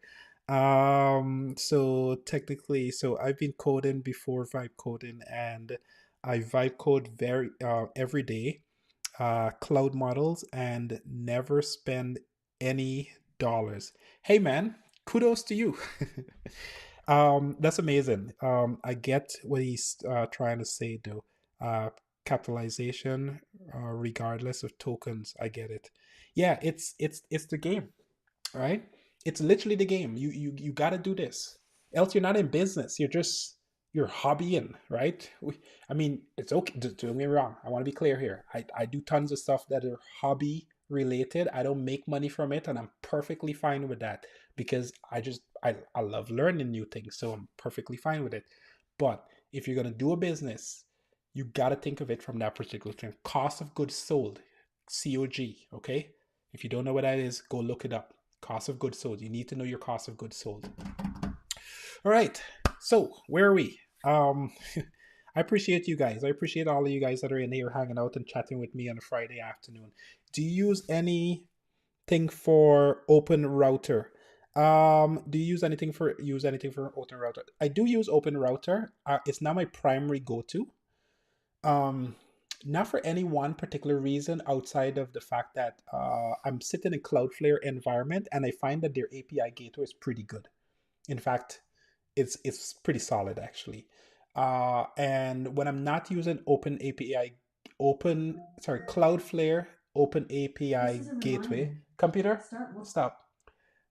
So when I'm not using Open API, sorry, I'm going crazy. When I'm not using Cloudflare API gateway, I'm using um, Azure Foundry. So I'm a lot of my stuff is sitting in Azure, so I use Azure on my backend.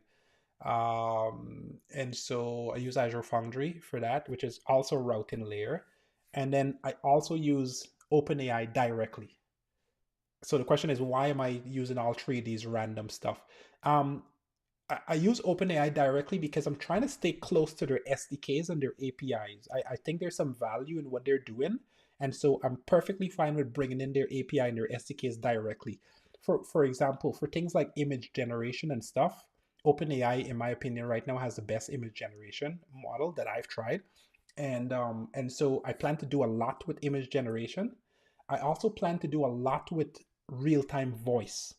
And bar none, they got one of the best platforms for that at this particular point. Uh, I'm also using a company called LiveKit, by the way. If you guys don't know about them and you want to get into voice stuff, LiveKit is fantastic for it. Um, so why not Open Router? Open Router is more like a tertiary for me because Cloudflare Gateway, API Gateway, what I use it for that is to get the cheaper models, like the NVIDIA models and stuff like that, to do some very, very fast, quick stuff, like text classifications and stuff, where I just need speed. I don't need about the detailed model. I just need a model that could just really just do work for me really fast. And because Cloudflare is kind of doing this stuff on the edge network, it's really, really fast. So that's the reason why. On the Azure side, though, the reason why I use Azure Foundry, which is their version of Open Router, by the way, is it allows me to do some really custom level training. So this is not for beginners, but we have customers that have very specific type of documents, and we want to write like basically custom train a model specifically on their use case. So we'll upload a whole bunch of documents, and then we'll use a small model, like an open source model, and we'll train on it, and we could get a significant more efficiency at a way cheaper cost by doing it that way. And Azure AI Foundry is, at least in my opinion right now, the best sort of, I shouldn't say interface for that, but it definitely has a full-fledged use case where you could test the model, train the model, iterate on the model, compare versions. Like it just does a whole bunch of use cases that we could just like we address properly. So that's a reason for that. Open Router, on the other hand, while great and we have an account with them and we use them, honestly, right now I'm just kind of using it as like a backup account in the event that, I don't know, one of the other providers fail. We can just load fail over to Open Router. But that's kind of how we're using things right now with Open Router. All right. Yeah. And what do you suggest someone who doesn't know how to code, but they're vibe coding in terms of security? Well, for starters, I'm going to promote my own self here for a second. Jump into my school community, and I have literally just copy this security prompt. Okay. So use this prompt to help you address security concerns in your app. Okay. And this is it. I built an app quickly and I want to review it like a senior security production readiness engineer. Assume this app could be exposed to the public internet and targeted by bots, spam, abuse, and DDoS traffic. Please help me identify the most important concerns. This is my prompt. So rate limiting, authentication, um, public endpoints, abuse, the whole 9 yards. It just goes through and it just like, what are the risks? How to seriously fix it? Simplest fix, long term, and then give me sort of like a, things that I must fix right now, things that I need to fix within 7 days, and a list of things that could abuse me financially. Okay, fun fact for you guys, I'm a seasoned programmer. I've been around doing this for like 20 years plus. And I had a rate limit bug in my application that was being abused on Cloudflare. And thankfully, I was on Cloudflare because I got a billion requests in like 4 days' time. Okay, that's a lot. Now, thankfully, I'm on Cloudflare, so Cloudflare don't flinch at a billion requests. It's like nothing to them. Okay, um, and I ended up getting a bill for like $304, but that's it. Okay, if I was on Vercel, I guarantee you it would be at least a $15,000 bill, somewhere around there, or something like that. It'd be pretty expensive. Okay, because I've seen a couple people on Reddit that got hit by this. Um, so that's when I put together this prompt in order to address that problem. If you guys are not in Cloudflare, go in Cloudflare. Okay, mark my words on that. Join my community. I have no affiliating with them, just to be clear, because people think I'm like affiliated with Cloudflare or something. I'm not. Go in Cloudflare. If you don't know anything about Cloudflare, watch my Cloudflare 101 Essentials. It'll give you the basics, the foundation, literally start you from absolute zero to get you set up. If you don't know anything about vibe coding and you want to learn how this stuff is set up, watch my course on it's called how do web apps actually work, Foundations 101, how web apps actually work. And it'll give you some basic foundation, and it'll really kind of help you to give you a mental model. And then I have some other courses coming, but those are the ones that I want you to kind of watch right away. It'll definitely get you some starter. Um, I'd convert that into a skill MD. Yes, thank you. Something on the to-do list to do. I just haven't taken it. In fact, it's actually a really good idea. I should actually just turn it into a skill. It's like take me 2 seconds to do. I use all of the back end servers, but I respect. I use all the back end servers, but I respect Cloudflare. Yeah. So what do you use? What are you using for backend right now? Most vibe coded web apps or apps aren't ready for the traffic depending on who made it. This is true. What do you use for backend, Mr. Technically I stubborn? It's a funny name. Okay. I'm curious on what you do for backend. While we do that, we're gonna keep moving forward on this stuff here because there's people that are sitting here and asking questions and whatever else. All right. So geez, where am I? I'm at level 3 or am I at level 4? Level 3. Level I'm at level 3, I think. Geez, I don't remember where I'm at. I've been chatting so much with you guys. You guys are keeping me busy. Um I'll just recap level 3 just in case I don't know I remember where I'm at, to be honest with you. I genuinely don't. So at a level 3 level, you're actually, yes, we did level 3. Yeah, sorry, because you're doing specifications. We talk about that. You're doing we're talking about doing specifications. We're talking about sort of doing having the AI kind of write its code, review its code, update its code, etc. Okay, I'm kind of sitting right now between level 3 and level 4. That's where am I sitting personally. Okay, definitely I'm not at level 5 for sure, but I'm sitting between level 3 and level 4. What does level 4 look like? A level 4 is basically you're kind of somewhat hands off. You're acting more like a product manager. That would be a good way to describe it, right? You come into the office, you're like, okay, what are we going to accomplish today? And you just kind of kick off 5 or 6 or 7 different jobs and let the AI just kind of run its thing. I would argue, there's one guy on YouTube. There's a guy that started the whole trend of coding to $1 million on vibe coding live to $1 million until what's his name now? Bridge Mine. This guy. Level 4 for sure. No question about it. This guy is he's cool. I was following him when he was just at around like 6,000 followers. I remember when he was at 6,000 followers. It's kind of crazy. If you're just consistent with YouTube, just doing the same thing over and over, people will follow you.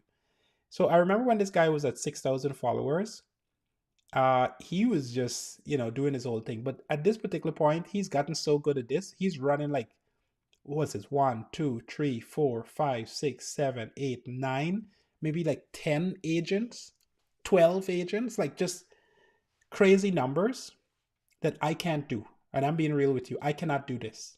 Okay. Why I can't do this? Because I'm still paying close attention to the code. And that's sort of the reason why I think so. This is definitely like a level 4 autonomy, right? He's just kicking off agents. He's like, okay, do this, do that, do this, do this, do this. I can only do about 3 at maximum, me personally. Okay, and again, I'm trying to be real with you guys on what I'm capable of doing and what I'm not. Why 3? Because I want to review the code, I want to review the work, I want to basically see where it's going, I want to stare the AI. Whereas this guy is just kind of like bam, bam, bam, bam, bam, let them run, and then he just basically just let it rip, and then only when the AI comes back to him, then he basically jumps in and then just kind of kick it off again and go to the next thing. And he's doing that while he's on a live stream. Okay, that's a whole other level of like brain work that I'm just not prepared to do. Period. Um, Let me just see here. So mostly vibe coding types of thing. Do you think vibe coding in 3D topology will get any better? Um, Soon coding for Blender. See, oh yeah, 100%, man. They need to work on the technology, AI, 3D modeling. Yeah, no. So I would encourage you to go watch. There's a guy that I just watched recently. um, like literally, I think like if not last night, today. Where is it? Nas. You guys get to see all my rabbit holes that I go down. Where is he? Where is it? Ways to buy hard drive. I've been going down a rabbit hole with like hard drives. Claude Feeble here. No. Damn it. Where the hell is it? Oh, I hate when I can't just find stuff that I want, that thing. And literally it was like yesterday. Anyway, there was a video about Fable and how good it is with 3D. Just to give some perspective. Let me see if I could find it. Claude Fable. Let me see if I can find it. Yes, I think it's this one here. Yes, I think it's this one. So this guy did a no hype, no full testing. Yes. So what he did is, let me see if it's this one here. Yeah.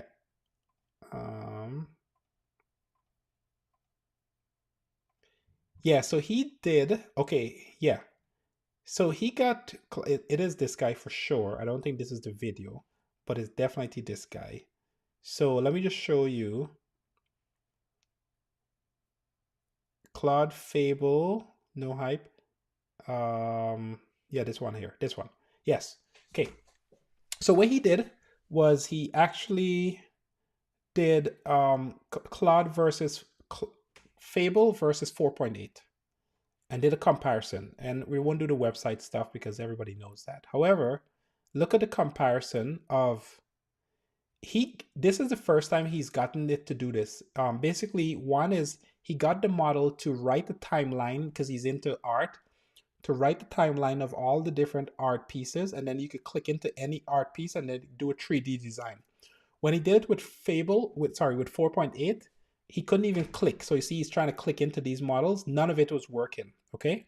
However, he went to to Fable and look at this. Look at the difference of this. He was able to zoom in, zoom out, zoom directly into each one of these different models, and then look at this. See a portfolio of everyone, but more importantly, click into it and zoom around and see a gallery for that particular artist. This is the craziest thing I've seen in 3D, and successfully do it, by the way. So this proves that Fable has really, really good 3D architectural design skill set. And then last but not least, he built a game.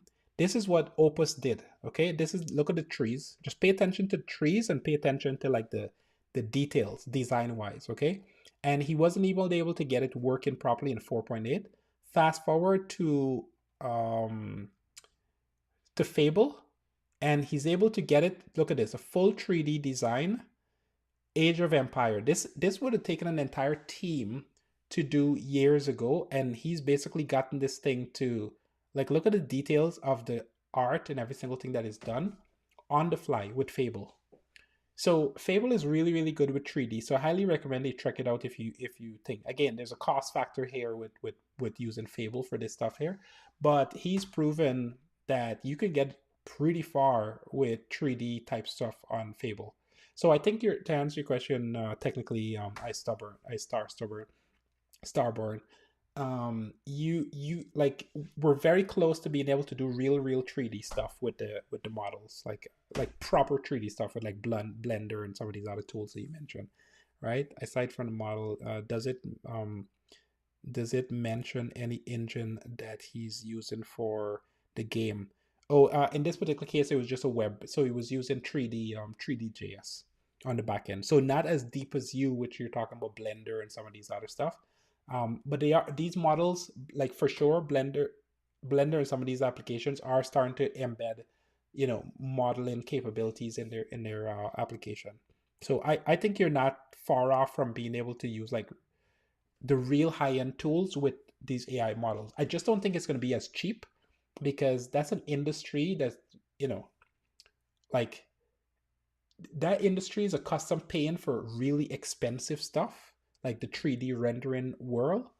Like I know I had friends that have built, like, their companies will spend like 75 grand on one computer just so they could do the craziest type of graphics design type of stuff. So I think those models that are going to be used in those applications are just going to be expensive. So you're just going to have to be prepared to pay the cost on it. But definitely worth it for sure.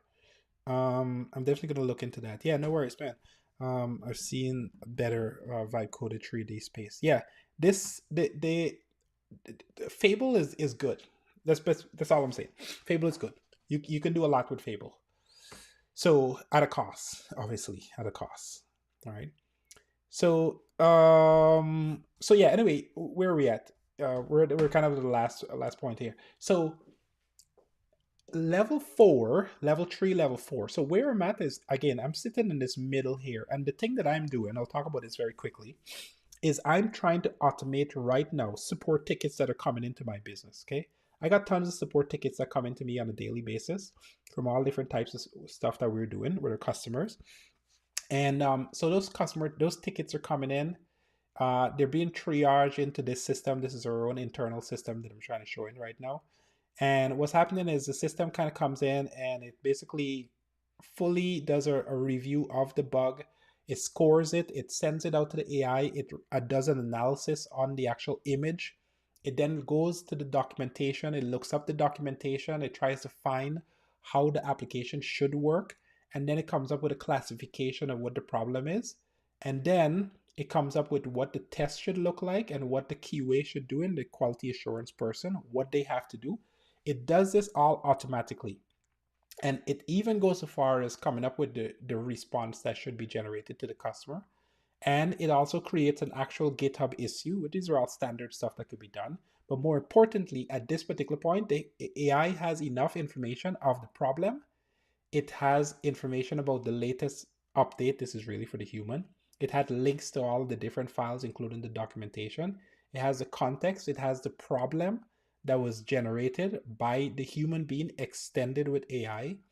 It has the recommended solution, including all of the fixes. And then it has a whole section dedicated to telling the AI, when you finish fixing this issue, how this ticket should be updated, exactly what you should do for the ticket, so that you can ensure that the human being can go in and review the ticket properly. So in other words, give a customer friendly notice, short message that we can send to the customer, outline what the problem is in plain English, the root cause, why it happened, the whole 9 yards. And so with this, I'm pretty confident now. If I can now click on assign to agent, and I could spin off and let the agent actually do this automatically. So the only time I touch this ticket is whenever I, as a human being, is coming in to check whether the AI has completed the work or not. after it marks it as being done, right? So this is what I mean by, if you're skimping on costs at this level, you're not going to be able to get the benefits for your customers. Now, these are support tickets, so we have to balance this cost with our customers, right? If our customers are paying us for support, they're paying us a certain amount of money for cost. So I have to make sure that my token cost is not outweighing the benefits that I'm getting by charging my customer. In other words, my cost of goods sold is lower, right, than my profits, right, or my margins. My margin, I'm making decent margins. Basically, what I'm trying to say, right? But I built an entire system to solve this problem. And the next level that I'm trying to take it right to now is the AI will, it does the deployment, but I want the AI to do the deployment automatically and then have it basically run the tests in dev, which it can do right now, but it doesn't do it every time, and take a screenshot of the before and after. And by doing so, when the human being comes in, they could just look at the before and after and decide whether they need to do more work on the ticket or not, right? All automatically. So that's from email straight into our system, straight into GitHub, etc. Right? And that's basically the goal. That's not the goal. That's what we're doing right now. Okay. So that's what I would classify as like a level 3, level 4. That's why I say I'm kind of in between right now, because we're kind of on the autonomous level, but we're not fully. Right? We're still manually going there and looking at the tickets and reviewing them or whatever to kind of see whether we want to work with them or not. But the point is, we've built out the infrastructure so the AI can do 90% of that heavy lifting for us. And then we can review it. And then whenever the job is completed, when we do a deployment, the system sends us an email with a full breakdown of what tickets were released so we could get back to the customer with more details if need be. Right. That also allows me as a developer and a business owner to put out weekly updates on what we did in the last couple of weeks, what's been released, what's new, all that kind of stuff, video content wise, and for social media and that kind of things, right? So point is that you like these levels. It's important no matter where you are. Whether you're level 1, we had a couple of people in here earlier that were on level 1, right? As I mentioned to you, nobody's truly doing level 5 100%. So don't get it fooled that you think, but you need to really be thinking about these sort of different stages of where you are and try to move up in the rankings, because the more you can do this at scale, the more you can automate, which means that you could charge. And even if you don't want to turn that into a real business, I shouldn't say a real business, even if you don't want to charge somebody for a product, you could just teach other people how to do it and charge them for your time. That's also valuable. Okay. So yeah. Anyway, listen guys, it's been a pleasure hanging out with you guys. I'm going to try to close things off. For those who were late to the party or just joining in for the very first time, join the Vibe Coding community. We have a Vibe Coding community where we share my everything from Cloudflare, how to do deployments to Cloudflare, etc. And is there any of the models that Fable used that are open source? No. Any of the models that Fable uses that are open source? No. The Fable is 100% priority. Is Fable using their own proprietary model? Yes, that's 100% yes. Fable is like, I kind of have a love-hate relationship with this Fable thing right now, because the true model is not Fable. The model that the OpenAI release is called Mythos. So it's Claude Mythos, Mytos, Mythos. However, they're claiming that Mythos is way too smart for the quote-unquote average human being. So what they've done is they've given us a dumbed-down version, which is still pretty good, but a dumbed-down version of Fable. And the reason why is because they claim that Mythos is basically like it can break through almost any system, and they don't want to give that to the regular public because they want. I'm like, you know what? I don't think that's for you to decide. Your job is to basically let these things out wild so that people do what people are going to do. It's up to the companies to think that. Anyway, there's a whole game going on here, and I'm not certain I like this game, but that's a different conversation for a different day. So with that, guys, listen, it's been a pleasure as always. I appreciate all the new people that came and hang out with me. Thank you for your time. I appreciate you very much. If you ever got some value out of this, please thumbs up something, whether you're on LinkedIn or Facebook or Twitter or what are we on? Jeez, we're on so many different platforms. Instagram or Twitch, or TikTok, right? Give me a thumbs up, give me a heart. I appreciate every one of you. And if you haven't joined already, join the Vibe Coded School community. And there's lots more content that's going to be coming inside of there. So, yeah, I appreciate you and your time. Thank you very much. Have yourself a wonderful week. And we're here every Friday. I've now put it from 2 p.m. to about 4:30 because things every Friday. Just come and hang out, ask your questions. I thank you for your time. Technically, I starburn and um, joined late, but I have learned some stuff. Thanks so much. Yes, I appreciate you, man. Thank you. Come back here every Friday. Okay, every Friday we're here. So I will see you guys and Alan and who was the other person? Oh, I forgot his name now. Um, um, oh my goodness, Mamacita and yeah, we had quite a few people. Ajit and there's just a ton of people inside of here today. So I appreciate all of you guys hanging out with me on a Friday afternoon. You could be doing something else better with your time, but you choose to spend it with me. So I appreciate that. Thank you. Have a wonderful day. And I'll see you guys next week or in the school community. Okay. Bye bye.